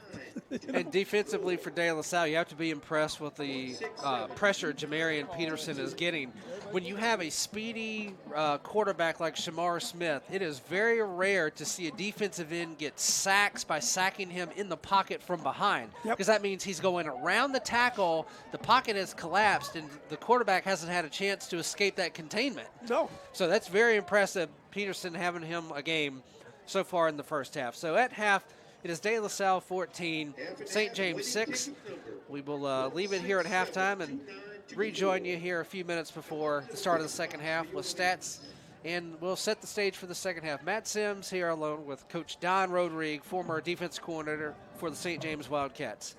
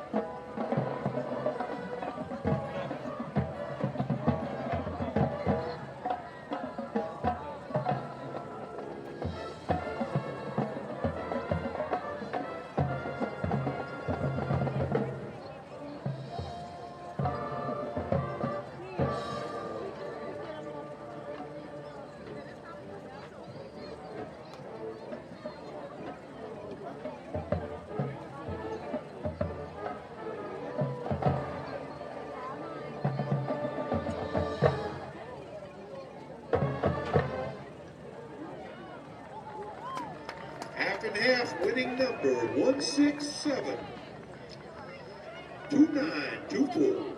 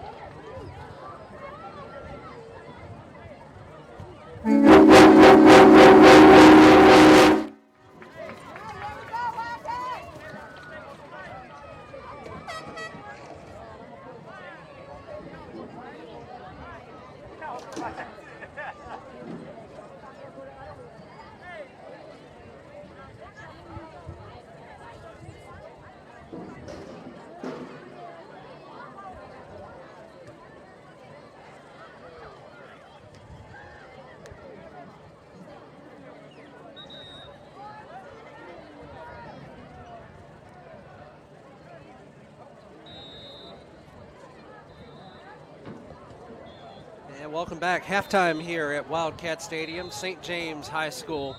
De La Salle leads the St. James Wildcats by a score of 14-6. Matt Sims bringing you play-by-play alongside former defensive coordinator Don Rodrigue, longtime defensive coordinator under former coach Rick Gailey. And let's give you some quick team stats here. St. James, 69 yards rushing on 20 attempts. Lead rusher Shamar Smith, 11 carries for 36 yards, 1 fumble. Smith also 5 of 11 passing for 96 yards and a touchdown and 1 interception. Leading receiver for St. James, Logan Gravois, 2 catches for 65 yards, including the 60-yard touchdown reception. For De La Salle, 20 rushes, 139 yards, 2 touchdowns, both of them coming at the hands of Kendall Collins, who leads all rushers, 12 carries for 82 yards. Montrell Johnson also 6 carries, 48 yards. Fisher Rojas, 3 of 10 passing for just 30 yards and an interception. But boy, those stats could have been a whole lot more if he had just been a little bit softer on some of those throws when he had receivers running downfield. Montrell Johnson, leading receiver for the Cavaliers, 1 catch, 18 yards. Ivan Paz also with the catch for 4 yards. Deontay LeBranch with the catch for 8 yards as well. St. James with 2 turnovers in the first half. De La Salle with 1. Shamar Smith, unfortunately, credited with the final interception on the final play of the first half on the Hail Mary pass that was picked off in the end zone. Penalties, 1 penalty for 10 yards for St. James, 4 penalties for 35 yards for De La Salle. St. James will receive to start the second half, so Coach, they'll have a chance here to come out of the second half and make something happen, see if they can put together a drive and potentially tie this game up. Yeah, but what they need to do is like they did. They make about 3 or 4 first downs, flip the field. Hopefully they can go and score, keep the ball out of number one's hands. Because in the long run, all night, they can't tackle him. When he gets the ball to the edge, I mean, they started the first 2 series. Everything was done outside the hashes. Well, go ahead. Pitching the ball or throwing the flares and the slip screens and so on. If they're going to have success on offense, Coach, they're going to have to find a way to stop Jamarian Peterson coming off that left edge. Yes. I mean, he's had himself a game. He kept getting pressure on Smith the whole first half and then finally got him twice there on essentially the last drive, not counting the Hail Mary. So if they don't find a way to figure out to block him, give some help to block him, I mean, Smith's going to be they're going to have to roll him out to the near side of the field to get him away from Peterson. I mean, the biggest thing you can do is some type of way of run a screen to him and let him get up the field and throw it right behind him, or run the inside zone on him, because if he's show pass on him, get him up the field and run inside of him. What have you seen St. James has done well so far facing Kendall Collins? I mean, he's got a lot of yards, 2 touchdowns, but what have you seen that's worked for them tonight? Well, one thing, they haven't run the ball inside the tackles. They might have 5 yards all night. Everything has been on the edge so far. So it's like the St. James game plan was not let Collins run the ball on the inside. They've taken care of that, but they're not taking the ball. When they wash everything down, and it's Collins and one guy to make a one-on-one tackle, that's not going to work. And we want to remind you that next week we'll have 2 games streamed live on CrescentCitySports.com. Friday night, De La Salle takes on St. Charles Catholic at Yeoman Stadium. That one will be on CST and CrescentCitySports.com. And then next Saturday from Joe Yini Stadium, Archbishop Rummel takes on John Curtis, a game that will again be on CST and live streamed at CrescentCitySports.com. And speaking of St. Charles Catholic, they're having their way at halftime, leading Haynes Academy 37-0. You talk about this district. This district, they know who the teams are in this district. This schedule is backloaded for St. Charles, De La Salle, and St. James, where all 3 of these teams play each other 3 consecutive weeks. That's right. So for De La Salle, they have to play St. James and St. Charles back-to-back. For St. Charles, they're going to have to play De La Salle and St. James back-to-back. Yep. So this is the brutal part of the schedule here. So I mean, even if you lose, you're still gaining power points. Yes, you are. Because everybody you play has got winning records. And St. James, the last official power ratings, the LHSAA put out week 6. St. James was 4th in Class 3A. So PowerPoint certainly helped keep them a high seed, and in Division II, De La Salle was a 7 seed, which would give them a home game first round of the playoffs. So Giaccone with the kickoff, and it will go. It hit the pylon, so it's going to be a touchback. LaBeouf let it go. It just took a direct angle. I wasn't sure if this is going to go inside the end zone by a foot. Is it going to go inside by a foot? You didn't know if it was going to go out on the 1 or go in the end zone, but it hit the pylon. Yeah, so I was holding my breath because LaBeouf was standing on top of the numbers about the 5-yard line. He wasn't where if it had stopped, I thought it was going to stop right there. Yeah, so touchback. Yeah. And it'll be first down and 10 at the 20 for the Wildcats.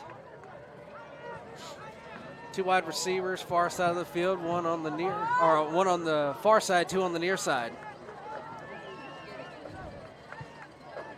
Smith takes the handoff, looking to pass. He's going to throw it here and complete. Looking for Shin Joseph. Had him hit in the hands, and he dropped it. Nice defensive play there by number 7, Quincy Jones, putting the pressure on him. That's number 5, Shin Joseph. And the junior unable to haul it in for the Wildcats and bring up second down and 10.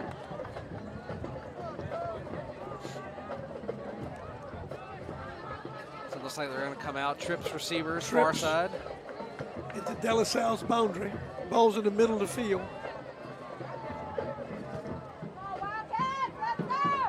And Smith will take a call for the ball. He'll take the snap, and it will be a handoff to LaBeouf. Gets across the 20, up to the 25, so 5-yard gain. And so that'll bring up third down and 5. So they spread them out wide and run it up the middle, Coach. Well, they played with a tight end that time, and they ran the inside zone back to the tight end, and they had a 5 and a 1 tech. So third down and 5 for St. James. Really important for momentum purposes here for them to try to get a first down here and put together a drive and not go 3 and out to start the second half. Snap hauled in by Smith. He's got pressure. It's a screen pass. You talked about that. LaBeouf's got it. He is down. Short. I think they may give him with the spot. Yeah, they gave it him turn to the line. They're going to give him the line. I didn't think he made it that far, but with that spot, he's going to have a first down. Yes. And so just what you said, Coach. You channeled something down to them, and they heard you. And they called the screen, and what do you know? First down. I mean, with that, the defensive ends are high 5 rushes. You got to slow them down some type of way. So first and 10, new set of downs at the 30 for the Wildcats.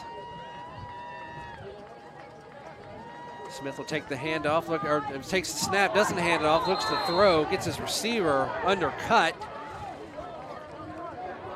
That was number 80, Jonathan Wilson, who missed the pass and got undercut and went down hard. It'll be second down and 10.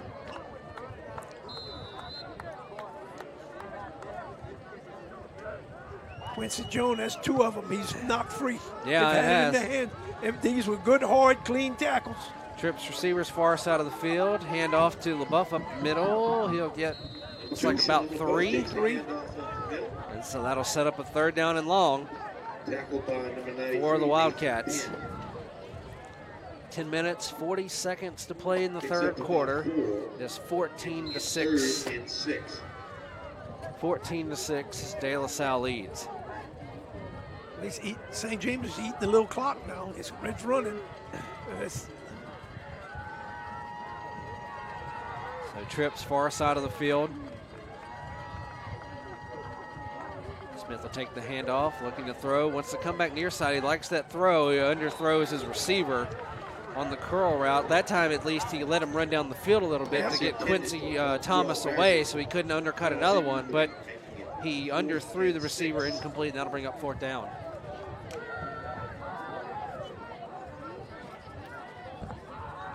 So they get one first down, Coach, but unfortunately the drive comes to a stop. St. James is doing everything. The ball's on their hash mark by that bench, and they've done everything into that bench. Yeah, they have. You're right. Every design play certainly has gone that way. And so Alec Mahler gets a nice punt away. Collins is going to let it hit. It's going to go inside the 20 and out of bounds at the 19-yard line. So it'll be first down and 10 at the 19-yard line for De La Salle. So good punt, kept it away from Collins and rolled inside the 20. a lot of high praise for this young freshman, Alec Mahler. They talk about his kicking abilities. We mentioned it earlier.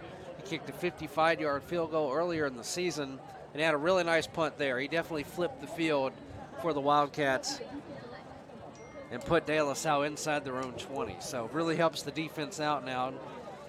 Makes the Cavaliers really have to march down the field if they're going to get points on this drive. Let's see if De La Salle is going to do something a little bit different.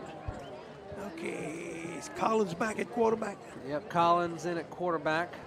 Two receivers far side of the field, nobody near side. And it will be a handoff to Johnson. Johnson will get brought down for no gain.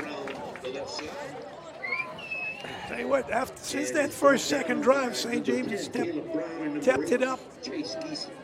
They have, with the exception of the turnover that put De La Salle in great field position. I mean, the St. James defense has really tightened up here. Second and 10. And it is not easy coming for the Cavaliers at all. See, they got going to the tight end. Hand off to Collins. He broke a tackle, gets across the 25, and he's got it to the 26. So nice piece of running there for Collins for a 7-yard gain. Well, his ability to break tackles got him about another 4 yards. I mean, he's not the biggest kid in the world, Coach. I mean, he's 5'9", 185 pounds, but he's certainly got some torque to him when he starts getting those legs cranking. He's been in the weight room. Because contact was made about the line of scrimmage. Yeah. So third down and 3 now, and we've got a stoppage play. Whistle's blowing. Timeout De La Salle. And so while we've got a timeout, we want to tell you about Riverlands Insurance in Luling, meeting all of your insurance needs. Call Riverlands at 1-800-336-4579 or go to rivins.com. Crescent City Sports Prep Football is brought to you by Riverlands Insurance of Luling. So third down and 3 now, set up by the big run from Kendall Collins. So from a defensive standpoint, Coach, you talk about, you look like you were about to have a chance to have them at third and long, and now a great run puts it at third and 3. It totally changes your mindset for third down defense. It's only a 5-yard run, but your play calling, in your defensive scheme, but if they make the stop on contact, you'd probably be more apt to drop more back and pressure in a third and long situation, and now you've got to be more honest for it because they can still get it with a run. And boy, a lot of changes here on the defense. They're looking at the packages that they're sending in. Collins is in there. Is going to end up with the ball on this edge. Yeah, Collins with the in at quarterback. Tight end on the near side. He's going to run it up the middle, cut back. He's got the first I don't know. down. Yeah, he got it. Yeah, they're going to mark him at the 30, so it's a 4-yard gain. That'll give him the first down. I mean, with the size of De La Salle's front offensive line and St. James's front, it's a little bit weight difference, and they hold St. James's front is holding up pretty good. They are, and you were right. I mean, he had the near side of the field if they were going to call some type of a sweep, but he elected to kind of run a quarterback keeper, and he kind of did a counter move and managed to just find a hole or push the pile far enough one way or the other to get the 4 yards for the first down. So that'll give him first and 10 at the 30. Rojas will take the snap. And it's a handoff to Johnson, and he's across the 35, so another nice carry. They're still going, still fighting, and they're going to give him forward progress up to the 36. So a 6-yard run by Montrell Johnson. So good piece of running there by the Cavaliers. I think this is De La Salle's game, what we see in here. 4 yards, 5 yards, 4 yards, first down. Eat the clock. And let Collins break one loose for 40 or 50 yards every once in a while. Yeah, wear them down so that way then Collins can break one loose. So because right now they got one wide receiver. They got 8 people on the line of scrimmage. Rojas takes the handoff. Oh, handoff to Collins. Boy, they just wrapped him up. I'm sorry, Montrell Johnson wrapped him up immediately. And that, it's a good play if it triggers the horn. The defensive ends slanted inside and beat the tackle, the left defensive end, and got around his ankles and held on for life. So and then the cavalry pounded on. Loss of 2 yards, making it 3rd and 6. So 2-yard loss on the play. So that'll make it 3rd down and 6 from their own 44. So a little bit better scenario now for St. James, but did a really good job of snuffing that draw out immediately. 2 receivers near side of the field. Rojas takes the snap, makes it's a read option, hands it off to Johnson. That was the wrong read there, Coach. You can do that when there's no threat of a pass.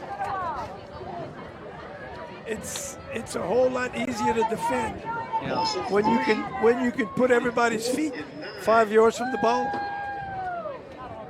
and say throw it. Yeah. That's what they're doing. But Rojas has struggled on the pass tonight. That read option just did not go as they planned. And Montrell Johnson takes a 3-yard loss, and so winds up being 4th down and 9. And they'll have to punt it away. Tyler Mitchell back to punt. And we got a flag down. So there'll probably be some type of formation penalty, I think so, bet. Because I was Smith gets away from it. I'm sorry, Smith gets away from it. Unless he called the guy that was going to go block the kick, got offside. Well, if it's offside, it's a dead ball in high school football, though. Yeah. So the play wouldn't be able to go. So this has got to be a formation of some sort.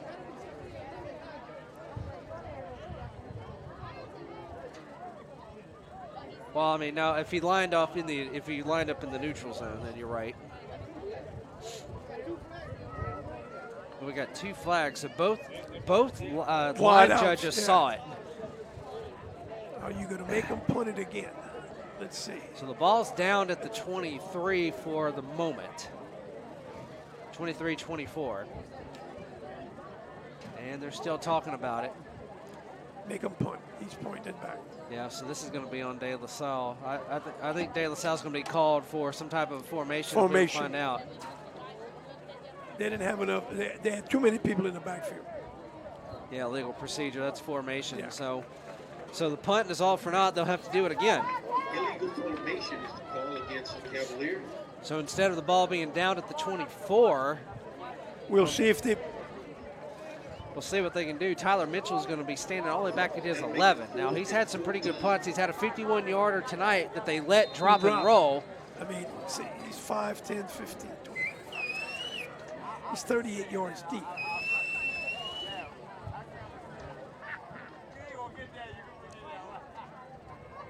Good snap, no real rush. Gets the punt away. This isn't very far. End over end. It's going to bounce, and it hits off of a St. James player. It bounced off of number 6, Lamont Lewis. De La Salle's ball. And I think De La Salle's got it. Yep. Yep, they did. So that was a play there where he kicked it so short. The blockers got too far downfield, and as you'll see on the replay here, it just took a fortuitous bounce and went right into the back of Lewis. I mean, Lewis was trying to get off the field. It was a Peter call, and the ball took a hard right and hit him right in the back. So what a turn of events. So now, just like that, De La Salle, 1st and 10, the ball at the Wildcat 41. Another turnover. I mean, the it last really turnover was 7 points. Yep, so a team turnover for them that time, and that's an unfortunate one. The football gods wasn't with St. James that play. So 5:06 to play in the game. So now the clock stops. You know, timekeeper's got stuff to do. All right, look at the formation. Yeah, here. so we got got 2 backs, and now the head ref might be talking about this. Yeah, he might be telling him to put time back on the clock.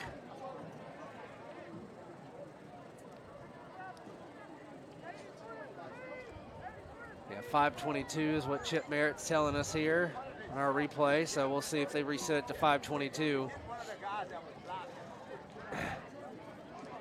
Interesting formation, though, that De La Salle was about to line up in there, Coach. Yes. Yeah. Oh, it's off altogether. They're going to keep time on the field.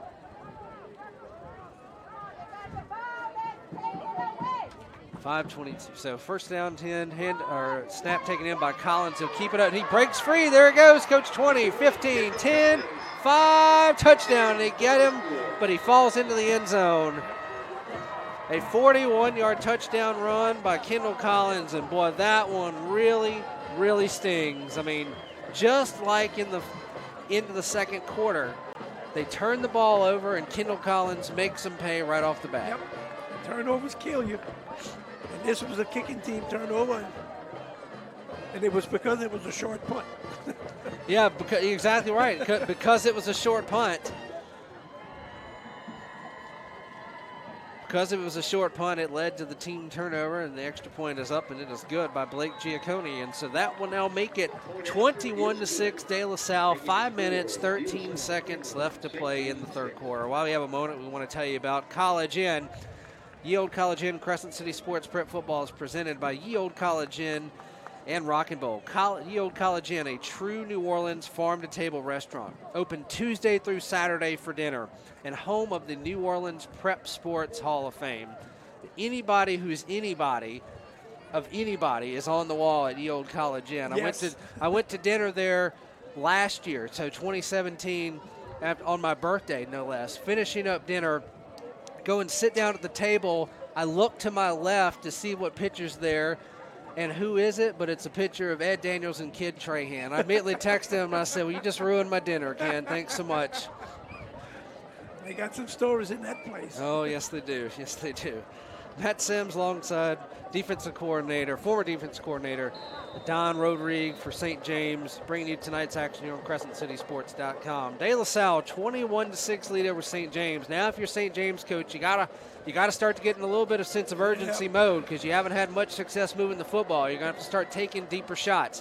Kickoff is hauled in at the 1-yard line. Will be returned up to about the 19-yard line by LaBeouf. Yep. So it'll be 1st and 10 at the 19-yard line for the Wildcats. Kendall Collins now, by the way, 15 carries, 134 yards, 3 touchdowns. That's having himself a night.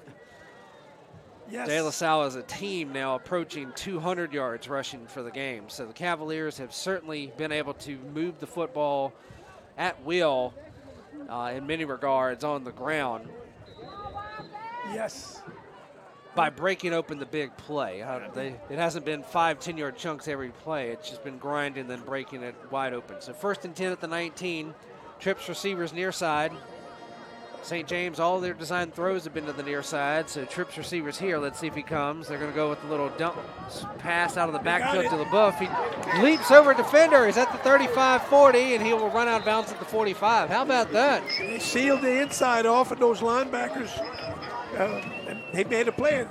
LaBeouf just jumped over someone who was blocked on the ground and scooted for 30 yards. Yeah, just leaped over the defender. That was quite a move there. Yep. 26-yard pass puts him up to the 45. St. James in business. That negates that four-man pass rush in front four. It definitely does. Once again, taking your advice. Smith takes the pass, and he's going to keep it up the middle himself. He's across the 50, 45, makes one guy miss inside the 40, jukes down to about the 36-yard line. So that's Another first down. 19-yard run for Shamar Smith. So now here we go. St. James starting to move the football. Maybe that touchdown was what it took. They said, you know what, we got to make some moves here, and they're making them. Get the ball into the playmaker's hands. This is the time you need your playmaker to make the play, Yes. Coach. So Shamar Smith takes the snap. He'll dump it off to LaBeouf. And they're going to tackle him right about the line of scrimmage. And Theodore Tyler, defensive end, got in on that action along with the defensive back, number 20. 2nd and 9. That 21. 21, Devon Johnson. So only a 1-yard gain on that pass to LaBeouf. So they're trying to throw some little dump-off passes out of the backfield to negate that rush, having some success with it. Let's see if they ultimately decide to take a shot down the field When you get your corner coming to make tackles on the line of scrimmage on a swing pass, you know what's next. It's going to be a keeper. Smith will keep it on the read option inside the 30. He'll be near the first down. Looks like he'll be about a yard short. So from the 35 down to the 28. So 7-yard gain on that play. So it'll be about 3rd and 2. De La Salle has a player down. That's what number? Is that 97? That is 97, Theodore Tyler, being looked at. So looks like they're looking at maybe his leg or his ankle. He's that top tackler. 40 tackles, 11th for loss, a sack. He's an active player. They can't afford to have him out too much. He gets up and he's walking off the field. Looks like he should be okay. He'll have to come out for a play since they had to stop action to tend to him. So they won't have him on this 3rd down and short yardage play. Well, right here you got 2 downs to make a yard. Yes. And if this would be LSU against Georgia, it would be a quarterback sneak with Burrows. Well, it's not LSU versus Georgia, but it may be a quarterback keeper with Shamar Smith just the same. So we'll find out.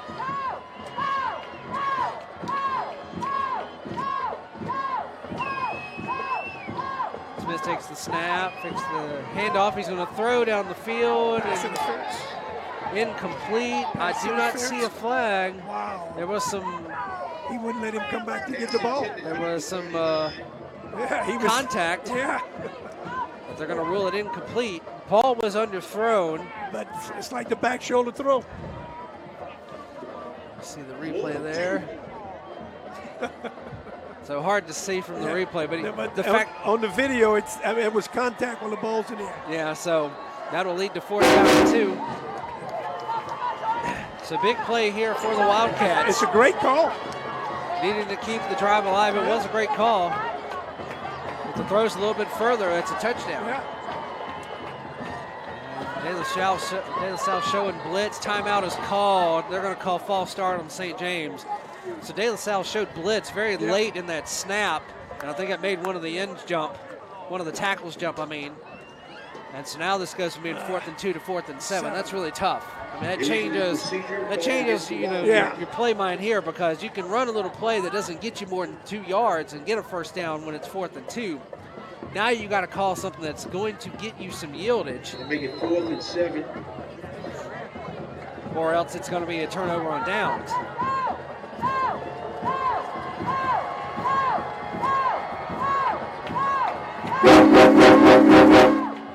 Crowd getting into it, as you can hear. 4th down and 7 from the 33. And we have another flag. And another false start. Wow, so now it's 4th down and 12. So you've gone from 4th and 2 to 4th and 12, Coach. 2 turnovers, shooting yourself in the foot. Can't beat a better team than you are by doing that. Going the wrong way. And so now it'll be 4th down and 12 at the 38-yard line.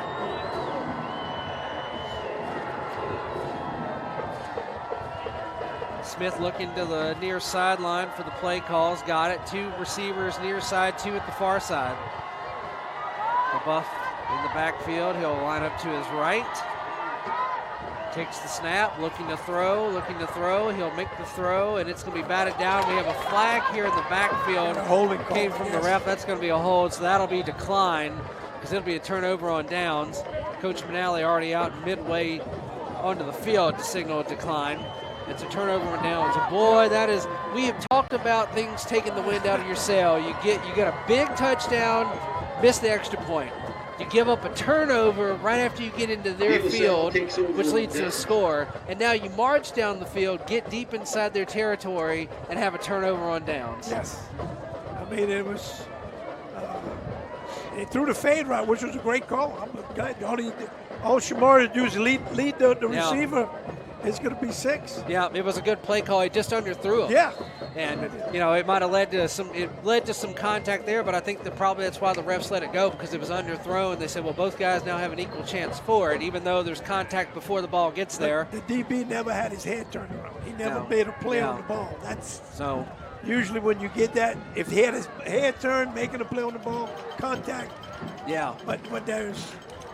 So first down, Collins and the quarterback takes the snap from the 3 yards. From the 38. He'll get up to about the 41. Picks up approximately 3, and it'll make it 2nd and 7. So 2nd and 7 from 10, Caleb Brown in on attack. just across the 41. It's more like 2nd and 6.5. 2 minutes left in the third quarter. 2 minutes to play in the third quarter. 21-6. St. James trails De La Salle. Cavaliers leading this one here late third quarter. Collins, the quarterback again. He'll hand it off to Johnson. They snuff it out. That play is just not working now, Coach. It's too slow developing. I mean, they're not hardly even moving at all. By the time he hands it off to Johnson, the St. James defense is in the backfield. Well, in the first quarter when they ran it, he was continuing. Nobody made him stop his feet. He would get to the edge, and he was gaining 12, 13 yards. And now somebody's making him turn it inside. They're making him turn it inside, and they've got some folks there. So big third down here for De La Salle, just across the 41. Collins and keeps it himself, gets across the 45, and I think he's got it with that spot. They're going to call him at the 48. That's a first down. So kind of fooled him. Some of the defenders didn't realize he had it. Still his own read, and he broke about 3 or 4 tackles. No, I don't think he got it. Oh, no, they're going to move it. Wow, I thought a measurement was coming with that. Yeah. Because originally it looked like they were going to spot him just past the 48. Then they put it right on the 48, and they waved it down. So first down, 1st and 10 at the 48. So De La Salle now, barring a turnover, will run out the third quarter after one more play here, and they'll have the lead going into the fourth. They start to snap the ball with 5 seconds left on the play clock. Going solely with Collins at quarterback now. He's going to keep it himself across the 50. And he gets to the 40. Looks like they'll give him the 48, which will make that a 4-yard gain. And that should do it for the third quarter. Now, Coach. 20 seconds. 20 seconds. I'd be really surprised if they took another snap. They're not. 2nd and 6. Very slow to line. Nobody's breaking any huddle. That's going to do it. They're going to let the clock run out. Collins is coming to the far sideline, and so that's going to do it through 3 quarters.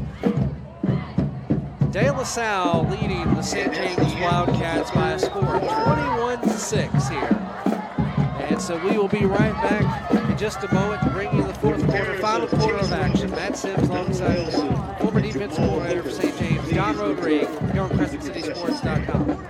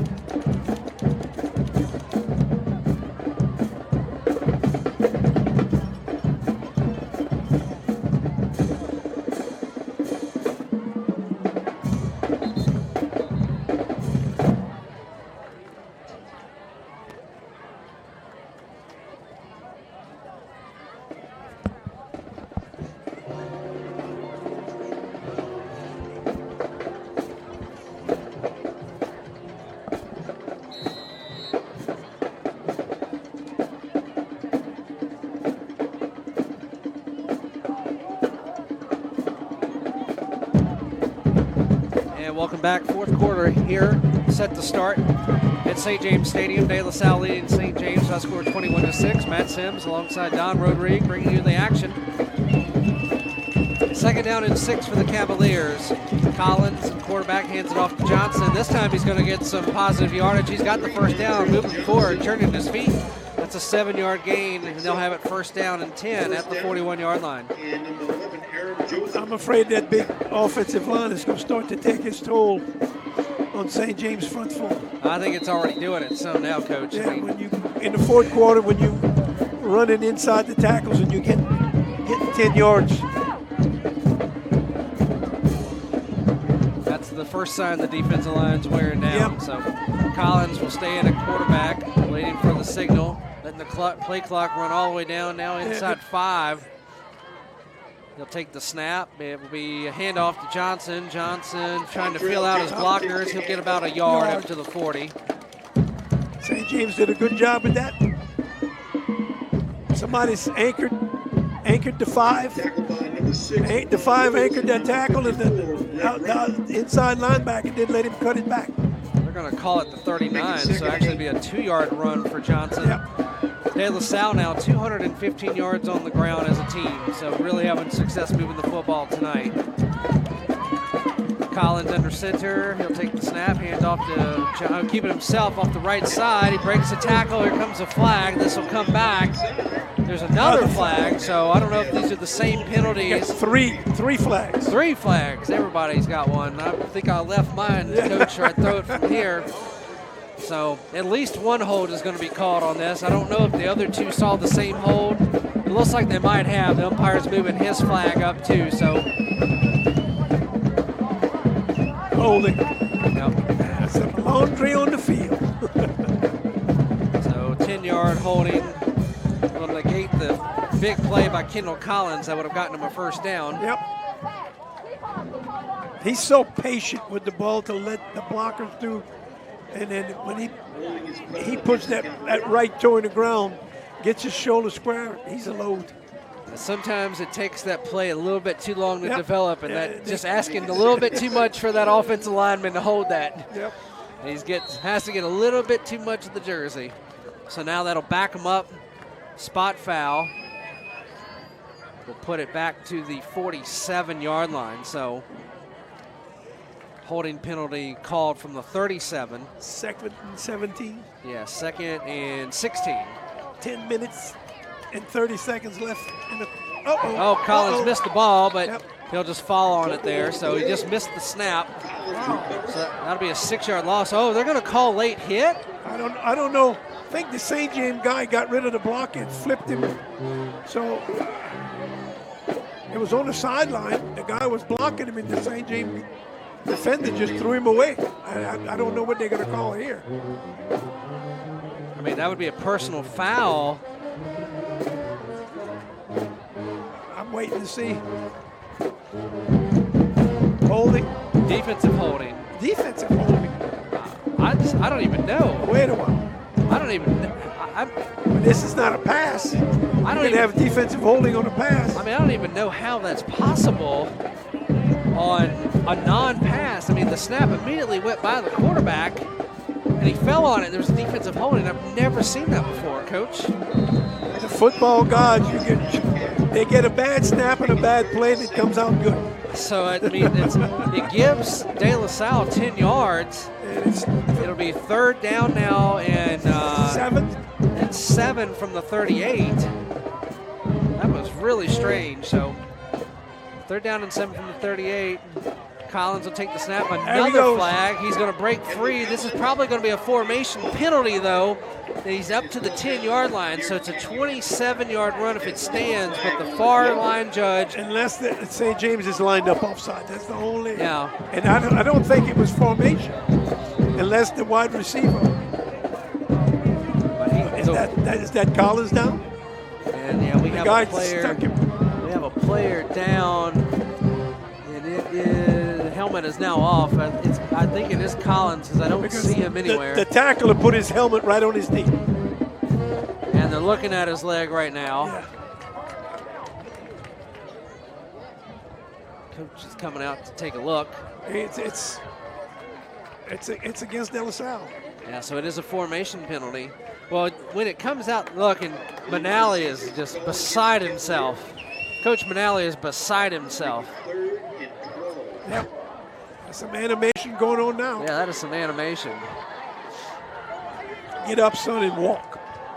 Come on. Be okay. Yeah. And he's going to hobble off, so he'll have to come out for a play at least. Now he's going to stop. He's walking off at his own power. Yeah, he's hobbling, but that's a big loss if he's going to be out for any length of time. Yep, especially going into these last couple of games. So the 5-yard illegal procedure formation penalty is going to back the Cavaliers up to the St. James 43, negates the 28-yard run by Collins, and now Collins is out of the game.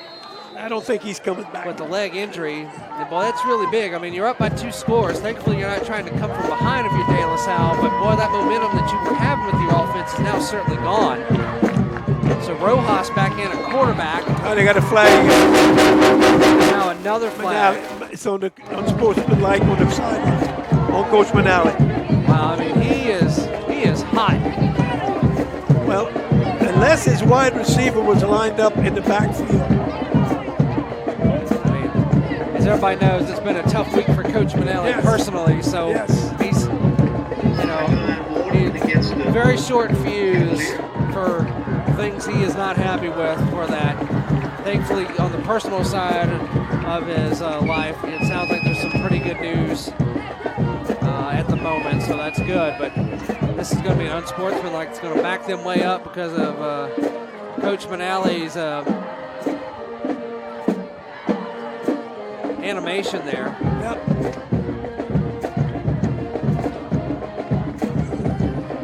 They have him all the way down away from that line judge now. Oh, so it's not going to be unsportsmanlike. What they called was sideline warning on it. Oh, they just gave the warning. Sideline warning. Oh, okay. But the way he was jumping around, it certainly looked like unsportsmanlike. Rojas will hand it off to Johnson. Johnson coming to the near side. He'll get a yard.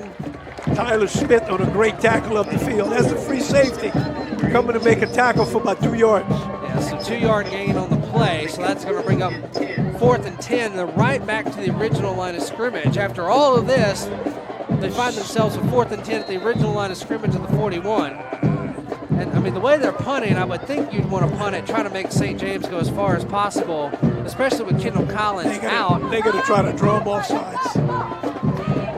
Take the 5-yard penalty. Offense still on the field. Unless he's going to take the snap. No. Unless they snap it here and just do a quick little one-step pooch punt. And now they're going to call delay a game. Okay. So delay a game. They'll be punting from the 46. So they'll back themselves up. I'm saying James, I sell the wrench. You 2 scores down, you haven't been moving the ball, there's 8.5 minutes left in the game.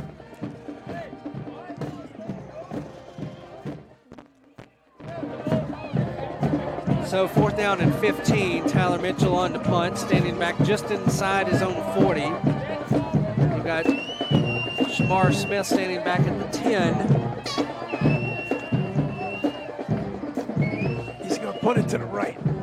I don't blame him. End over end, it's going to hit and bounce, and Smith is going to field it at the 6. He got something. He may have something, but they're going to get him at the 15. Well, I think it was a poor decision, Coach, because that ball was headed right for the end zone for a touchback. Yep. And he grabbed it, and he's only going to wind up getting about 10 yards on the return to the 15.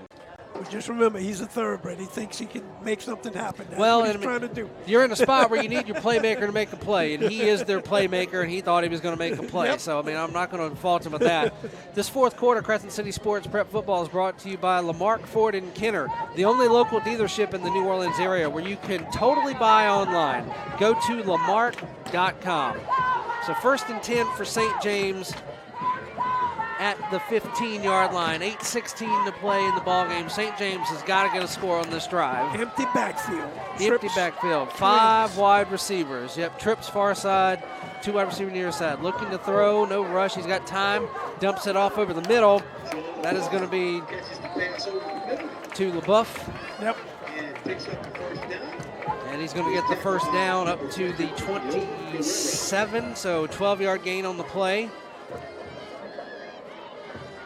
LaBeouf, the leading receiver for the Wildcats tonight. 5 catches, 44 yards.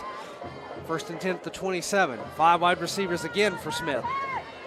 Looking to throw, and dump it over the middle to LaBeouf. Deja vu all over again. Takes a big hit, and he's down at the 39. Another 12-yard gain. Clock's running, though. Clock is running, but I'll take 12-yard chunks. And LaBeouf might just break it one time. He'll make somebody miss.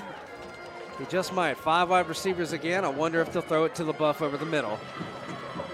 This time, De La Salle keeps somebody at home. Pass rush is coming, and Smith is going to go down. He will get a yard. They'll give him 2, but he's brought down by number 51, which is Guerrera, Logan Guerrera. And number 93 was in on that, Nathan Penn. 51, that's the last 2 plays. He's made the tackle 10 yards down the field.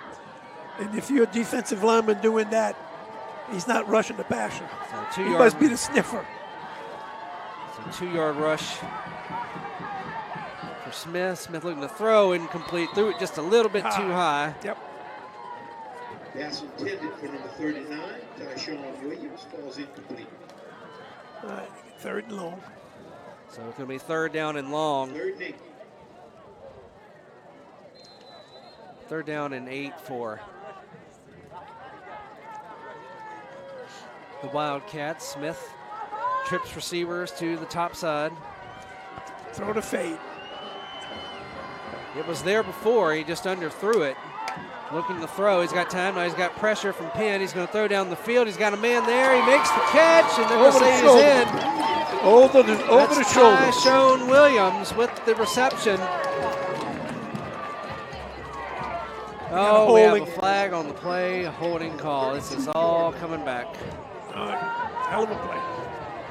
Well, he came out the pocket. The guy's blocking it for him to be in the pocket. Rolls out the pocket. Yep. That's the scary part sometimes with that, coach, is that you get that much time and then you roll out and you run the risk of a hold, and that's exactly what happened. So that negates the big play and the big 1st down.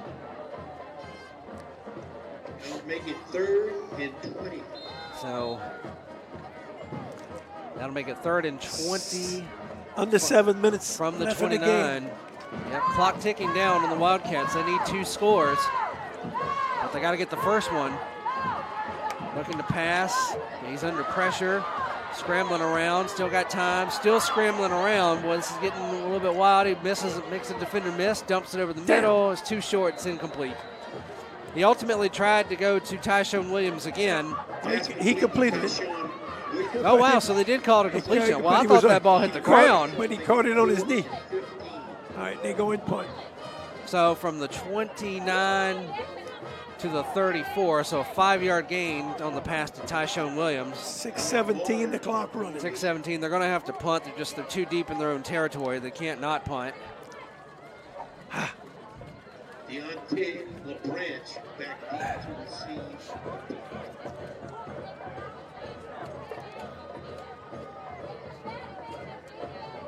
Deontay LaBranche back to receive for Alec Mahler's punt, standing at the 20. No kick rush at all. Nice punt. Nice spiral hauled in by LaBranche at the 23. Gets up to the 35. He's down at the 40. So up to the 41 is where they'll call it. So for De La Salle, they start at the 41. Good field position again. They've had good field position many times tonight, and this is yet another one. And if they can put together another drive like they were doing last time, they can really put St. James in dire straits. I don't know if St. James will see the ball again. Unless Collins, I know what Collins is not going to keep coming back in. I guess he's still on the sideline. Hopefully he'll be fine. Well, here he comes. He's walking out there. Rojas is in there as well, so Collins is going to line up as the running back beside him. That was a freshman return to LaBranche. And it will be a handoff to Collins. He gets across the 30. Across the 40, and they'll bring him down at the 43. About a 4 or 5 yard gain. So from the 39 to the 43, 4-yard gain. 4-yard gain.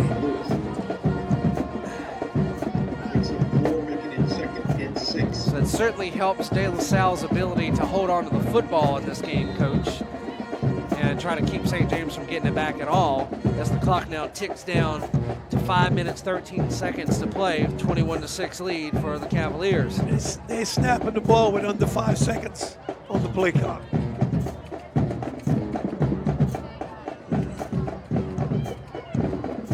Rojas still in at quarterback. They're basically in a power I, Yeah. power formation. Power out of the shotgun. Hand off to Johnson. He broke free, but they brought him down by the back of his jersey at the 45-yard line. So from the 43 up to the 45, a 12-yard gain on that run for Montrell Johnson. And he was quick doing it. He's a sophomore.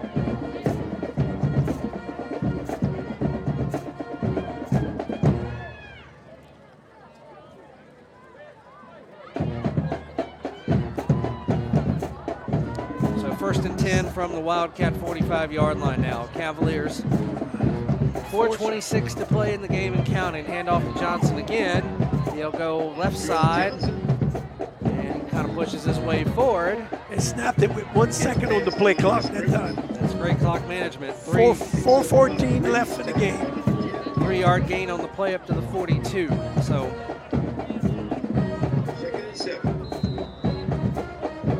Just started the play clock now.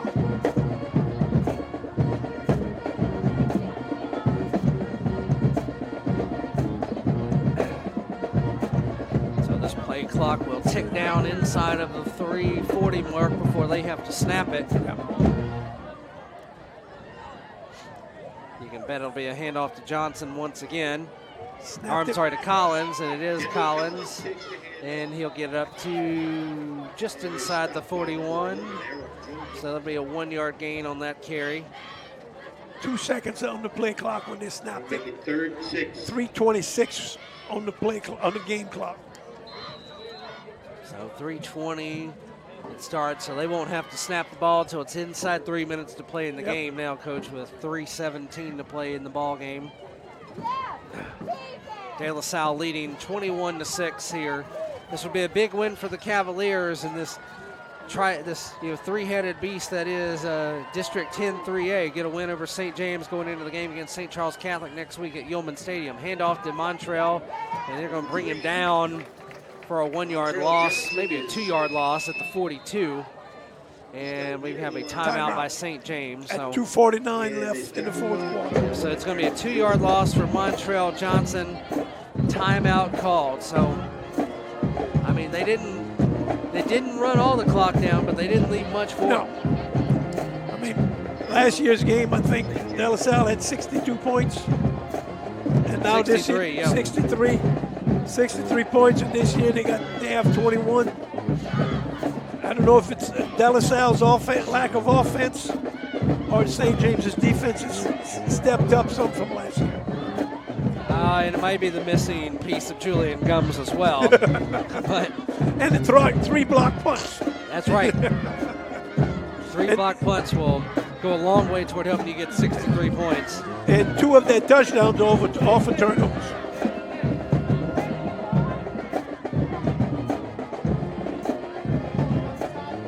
How many yards does Collins have now?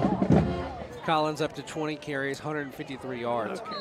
De La Salle. That's when you have a horse, you ride him. That's what he's supposed to do. Yep. You're going to stop him, and he'll rip one off for 40 yards. Oh, boy, the punt went over Mitchell's head. He's going to pick it up. And he tries to kick it, but he just dropped it. I don't think he actually kicked it. I think he dropped it. St. James has the ball And St. James at the 25-yard line. Recovers at the 25, so that's going to be a turnover. That's going to be a 2:41 left in the game. So from the 43 back to the 25, that's a 32-yard loss. Team loss there of yards. And a turnover. So talk about having manna from heaven, Coach. That was it right there. I mean, just he didn't have to block the punt. It went over his head, and then he dropped it. St. James has to score quick now. So St. James 1st and 10 at the De La Salle 25. And the DBs are all 8 and 10 yards off. Yep. Smith takes the snap, looking to pass. Got some time to throw. Throws near side, incomplete. So Man, this game went from looking like it was very well in De La Salle controlled, and now St. James can make things very interesting if they can get a quick touchdown here and get this onside kick. Get this onside kick. Yes, absolutely. That's the type of stuff that makes coaches age early, right? I mean, you got a game going your way, and then something like that happens.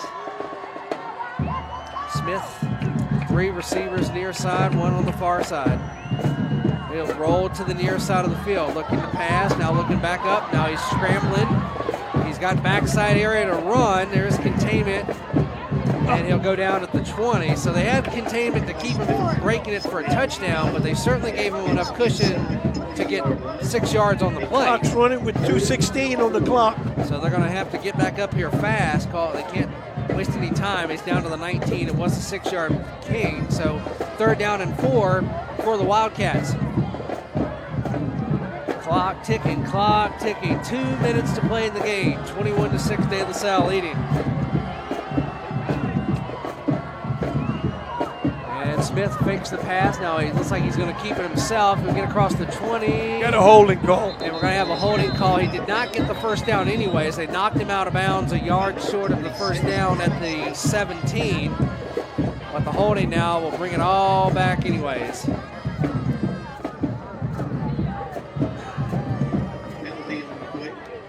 And it will stop the clock with 1:47 to play in the ball game. So it'll be a 10-yard penalty from the spot of the foul. So this will back it up to the 30-yard line. So the holding occurred at the 20. So it'll be 3rd down and 15 now. You need your playmaker to make the play in moments like this, Coach. Yes. And he's trying, but De La Salle is not really putting up much rush on it. They're not. They're like lingering at the line of scrimmage. Dropping back in coverage, yep. So only 4 men come in. Smith steps up in the pocket, throws it over the middle. And he lost a helmet. You can't keep going. That's actually a penalty, I think, if you keep going too much, but they blew it dead. That was number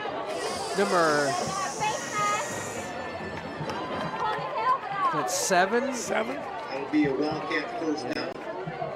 Preston. Number 7, Shaz Preston. So from the 30 freshman to the 9, so a 21-yard pass on that play, and I'll give him 1st and goal. 1:28 on the clock. 1:28 and counting to play on the clock. So they need to score, but they also need to hurry up. Looking to pass to Smith into the end zone. Got it. 39. Yeah, that's Tyshawn Williams with the touchdown, the 9-yard touchdown. He went and got it. He took it off the top of the defender's head. And that's what that throw's supposed to do, Coach. You throw it up, and your receiver's supposed to go get it, and that's what he did. They're going for 2, Coach. 1:17 left. Well, I don't know why you would go for 2 right now, because if you don't get it, now you're still 2 scores away. Yep. Usually this would be kick your extra point at this moment and then go for 2 after the next one. But what do I know? That's why I'm up here. So 1:17 to play in the game. It's 21-12. De La Salle leading St. James now. St. James timeout. And we're going to have a timeout by Coach Valdez. No, that's De La Salle. Oh, I'm sorry, by Coach Manale and De La Salle. They want to talk about it. Because, boy, this would be a huge stop here. If they don't get the 2-point conversion, the game's essentially over. Because even if they get the onside kick and they can score on that, they're going to have to do another one and score yet again. Yep.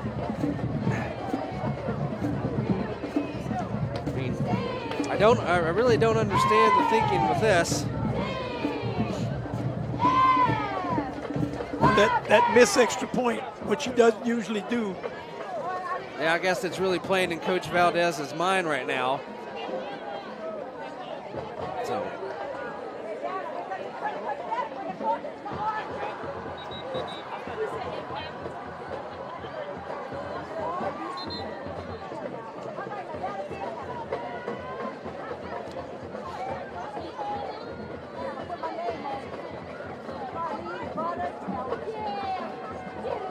So the teams come back out on the field. St. James is lined up, and we're going to have a penalty, illegal substitution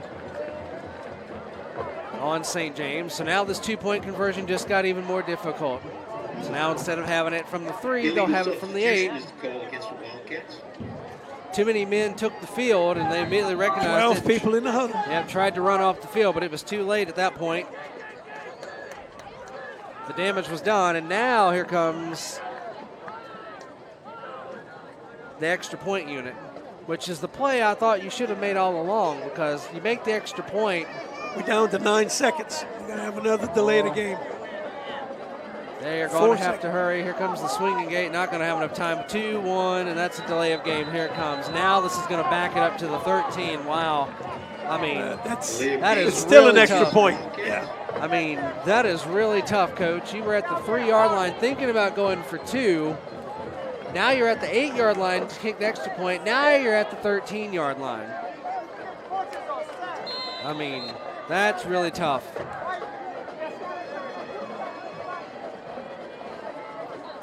And so now Alec Mahler with a 30-yard extra point attempt. Kick is up, and boy, he drilled that one. He drilled it. That was an extra point of the NFL variety there. 30-yard extra point.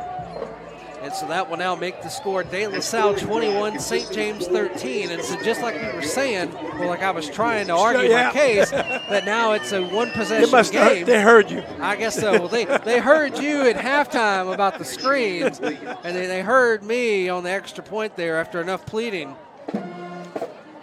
So, onside kick coming here for St. James.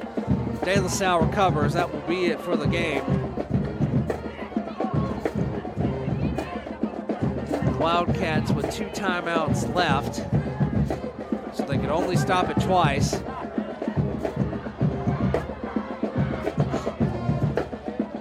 But if the Wildcats can somehow recover this, and in high school football, onside kicks are completely unpredictable. All right, here we go. So the hands unit on for De La Salle, 6 men on the front line. They really have nobody deep. I don't blame them. You do have an O lineman there, though. Kyle Volpe is lined up right in the middle of that line. That's a little bit strange for an onside kick. Here it comes. It's bouncing. It goes right at him. He doesn't get it. The ball's bouncing around. It's on the ground. I think St. James got it. The ball at the 38-yard line. At the 38-yard line.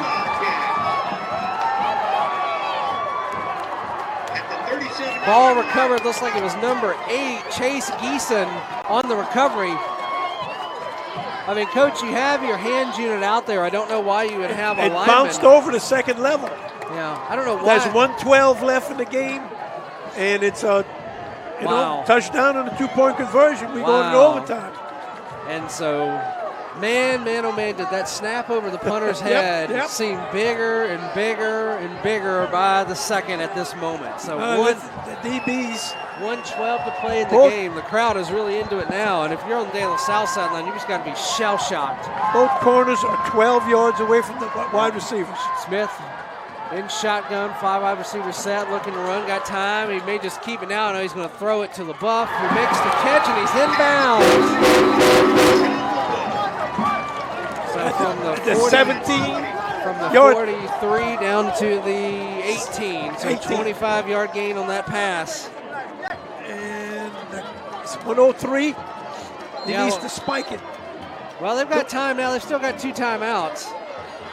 So, I mean, you don't have to necessarily rush it here, but you don't want to dawdle around nonetheless. Smith will take the snap, looking to throw. He's going to the sideline. It's incomplete. Well, he had it. It was bounced out of his hands. 45 seconds to play in the ballgame. 21-13. De La Salle leading St. James. St. James trying to mount a furious comeback here at the end of the fourth quarter to score and have a chance for the 2-point to tie and send this to overtime. Just unreal. It's just unreal.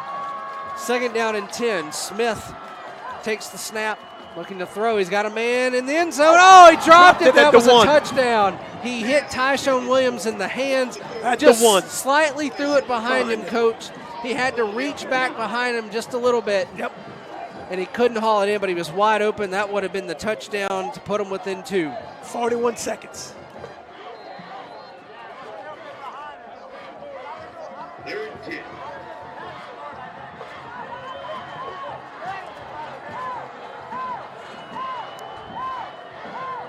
Smith takes the snap, looking to throw, got time, goes to Got over him. the middle. He's got him. Ooh, man, what a hit. What a hit. Shaz Preston takes the catch, and boy, he just undercut by number 11. He needs to spike it here. Colby Hankton. They need to call timeout or something. 34 seconds, so from the 18 up to the 5, it's going to be a 13-yard pass to Preston. First and goal at the 5. Clock still ticking. Inside 30 seconds now. 25 seconds. He takes the snap, looking to throw. He's going to have to scramble. He's got pressure all around. He could run it into the corner of the end zone. And he jumps up and over. That's a touchdown. There's the call. Touchdown, Samar Smith. And I don't believe it. This is De La Salle has the player down. De La Salle, the player Looks down like on the it's a far cramp. sideline. He scored with 15 seconds left on the With clock. 15 seconds to go on the clock. Shamar Smith went up and over on the corner of the end zone. My goodness. My goodness, my goodness. 5-yard touchdown from Shamar Smith. And now we are a 2-point away from this going to overtime. And so now both teams huddling. Coach Manali trying to rally his defense. I mean, what do you tell a team like this, Coach? Your defense is you've just had this happen to you in the last 2 minutes of the ball game. How do you get them to regain focus? Have you noticed what the stop? defensive line's doing?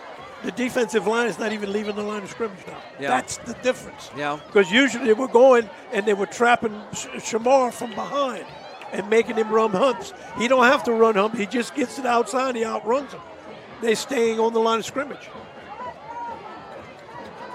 I used to put fresh legs in there, put defensive backs to rush.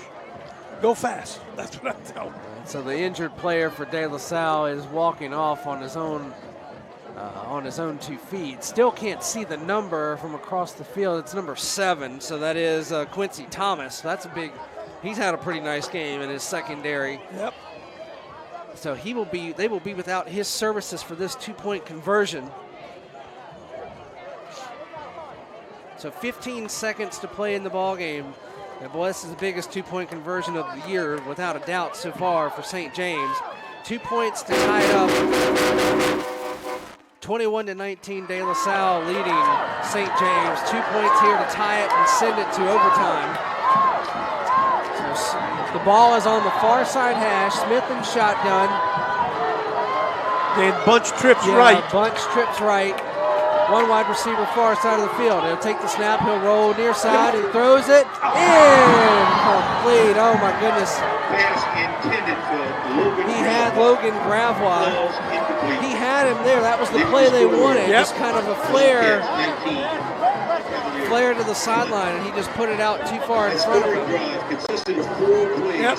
You see the replay here. He had him run the play wanted. They got it what they wanted. It was a pick play. They ran the pick play, and he didn't give him enough. I saw him come free. And so now St. James will have to do another onside kick. And kick a field goal. He's made a 55-yarder so far. So I tell you what, if they have an onside kick and they get it at the 38, if they recover it, they're immediately in field goal range. I mean, high drama here in St. James.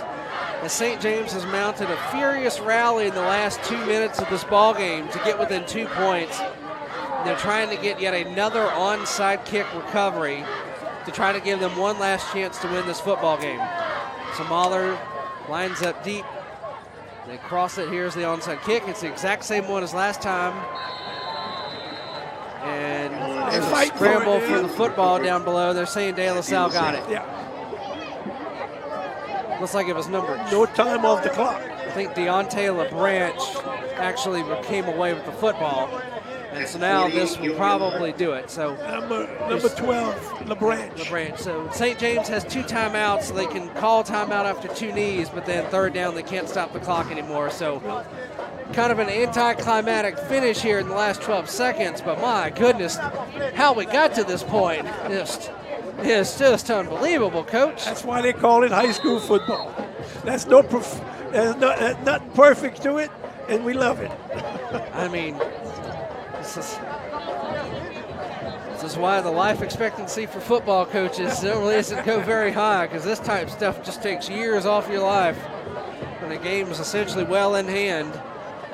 And then one errant snap. So they snap it to Rojas. He takes a knee. Rojas. Timeout St. James. So St. James is going to make them snap it 3 times. Yep. So as long as there isn't any type of an issue on the snap in the next 2 plays, De La Salle should hang on by the skin of their teeth to get this victory 21-19. So, I mean, Coach, your thoughts on this, the fight that this St. James team showed all the way to the finish? I mean, but the St. James guys never quit. They all the time put themselves in a position to get here. I mean, they kept on stopping the run in the second half and, made them punt, put them in 3rd and long. And so you gave yourself a chance to win. I mean, that's all you can ask of them. Yeah. I mean, when you get down to the end of the game and you're kicking a 2-point, going for a 2-point play, and you were right. Kick the extra point on the first touchdown so you can give yourself a chance to come back. And so Rojas will take the snap from shotgun, takes the knee. And there's no timeout this time. They're just going to let the clock run. So Coach Valdez is content to let it run out, and De La Salle is going to hang on. That's a big difference from 63 points last year. We're going to hang on to victory at the last moment by a score of 21-19 and gives them a leg up in district play.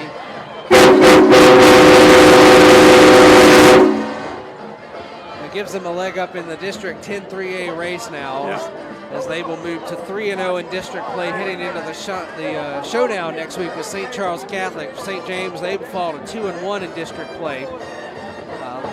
Quickly, let's give you some team stats now.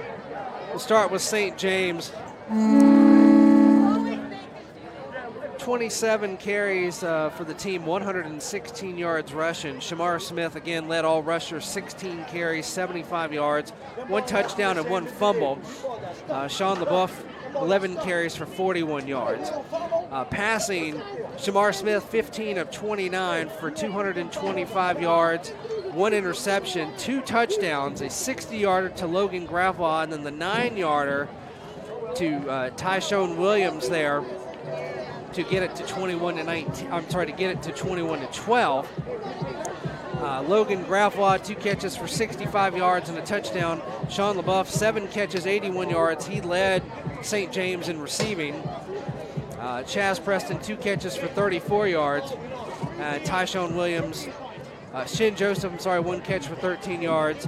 Tyshawn Williams, 3 catches for 32 yards and a 9-yard touchdown pass. The Wildcats also penalized 6 times for 50 yards and 3 turnovers. On the visitor side for De La Salle, 40 rushes for a team, 203 yards, because you had the net team loss of the negative 32 on the snap. You take that away, it's a 235-yard performance for the night for De La Salle on the ground. Kendall Collins, 20 carries, 153 yards, 3 touchdowns, a 16-yarder, a 33-yarder, and a 41-yarder. He really did the damage tonight for the Cavaliers. Yes. I mean, whenever they went to him. I mean, I don't blame him. When you have a horse, you ride him, and they rode him. Yes. I mean, and with him going down for a while, I was worried. I'm glad to see that he came back and was able to finish the game. Montrell Johnson, 17 carries, 73 yards. Fisher Rojas, 1 carry, negative yard. Rojas also 3 of 10 passing for 30 yards and 1 interception. Ivan Paz had 1 catch for 4 yards. Montrell Johnson, 1 catch for 18 yards. Deontay LeBranch, 1 catch for 8. So, and 8 penalties for 60 yards for De La Salle. So the Cavaliers hang on to the victory, 21-19. Next week, they head back to New Orleans. They'll take on St. Charles Catholic in Ullman Stadium. Essentially now, and what many could argue could be the game for the District 10 3A championship. Yep. Now St. James will get their shot at St. Charles Catholic in 2 weeks. So if you're St. James, you are St. Charles Catholic Comet fans next week. That's right. So that game, of course, like we mentioned before, will be live streamed on CrescentCitySports.com and will be shown on CST. De La Salle versus St. Charles Catholic at Ullman Stadium next week. For St. James, they'll take on Luster Charter in Week 9, looking to bounce back to move to 3-1 in district. And also a reminder, next Saturday as well on CrescentCitySports.com, live streaming Archbishop Rummel versus John Curtis from Joe Yenny Stadium, 7 o'clock game there at Joe Yenny. That game also will be on CST and live streamed at CrescentCitySports.com, like we said. Well, Coach Rodriguez, your final thoughts on this one here. The team showed a lot of fight, but just too much, too little, too late in the end. They built too big of a hole and just didn't have enough offense. Just ran out of time, really. You ran out of time. And your Division I athlete made plays, just didn't make enough of them. Their Division I guy, Collins, he made a bunch of plays, and that was ended up being a ball game. But we got one play ball game, then we go into overtime. Yep. So that's all you can. You put yourself in a position to play some more, and his kids responded. They just didn't make enough plays at the end. Yep, they responded. They showed a lot of fight, and that's what you got to build off of. I mean, moral victories don't show up in the win-loss column, but the way they fought and came back, I mean, that should give them momentum to build off on for Coach Valdez to tell his team never to give up, because this was evidence why you never give up. Yes, I mean, something's going to happen. Make something happen. So, well, Coach, it was my pleasure. I enjoyed it a lot. Enjoyed it myself. I hope we get to do it again soon. So for Coach Don Rodriguez, I'm Matt Sims. Thank you for watching tonight's game on CrescentCitySports.com. Final score, De La Salle Cavaliers 21, St. James Wildcats 19. Good night, everybody.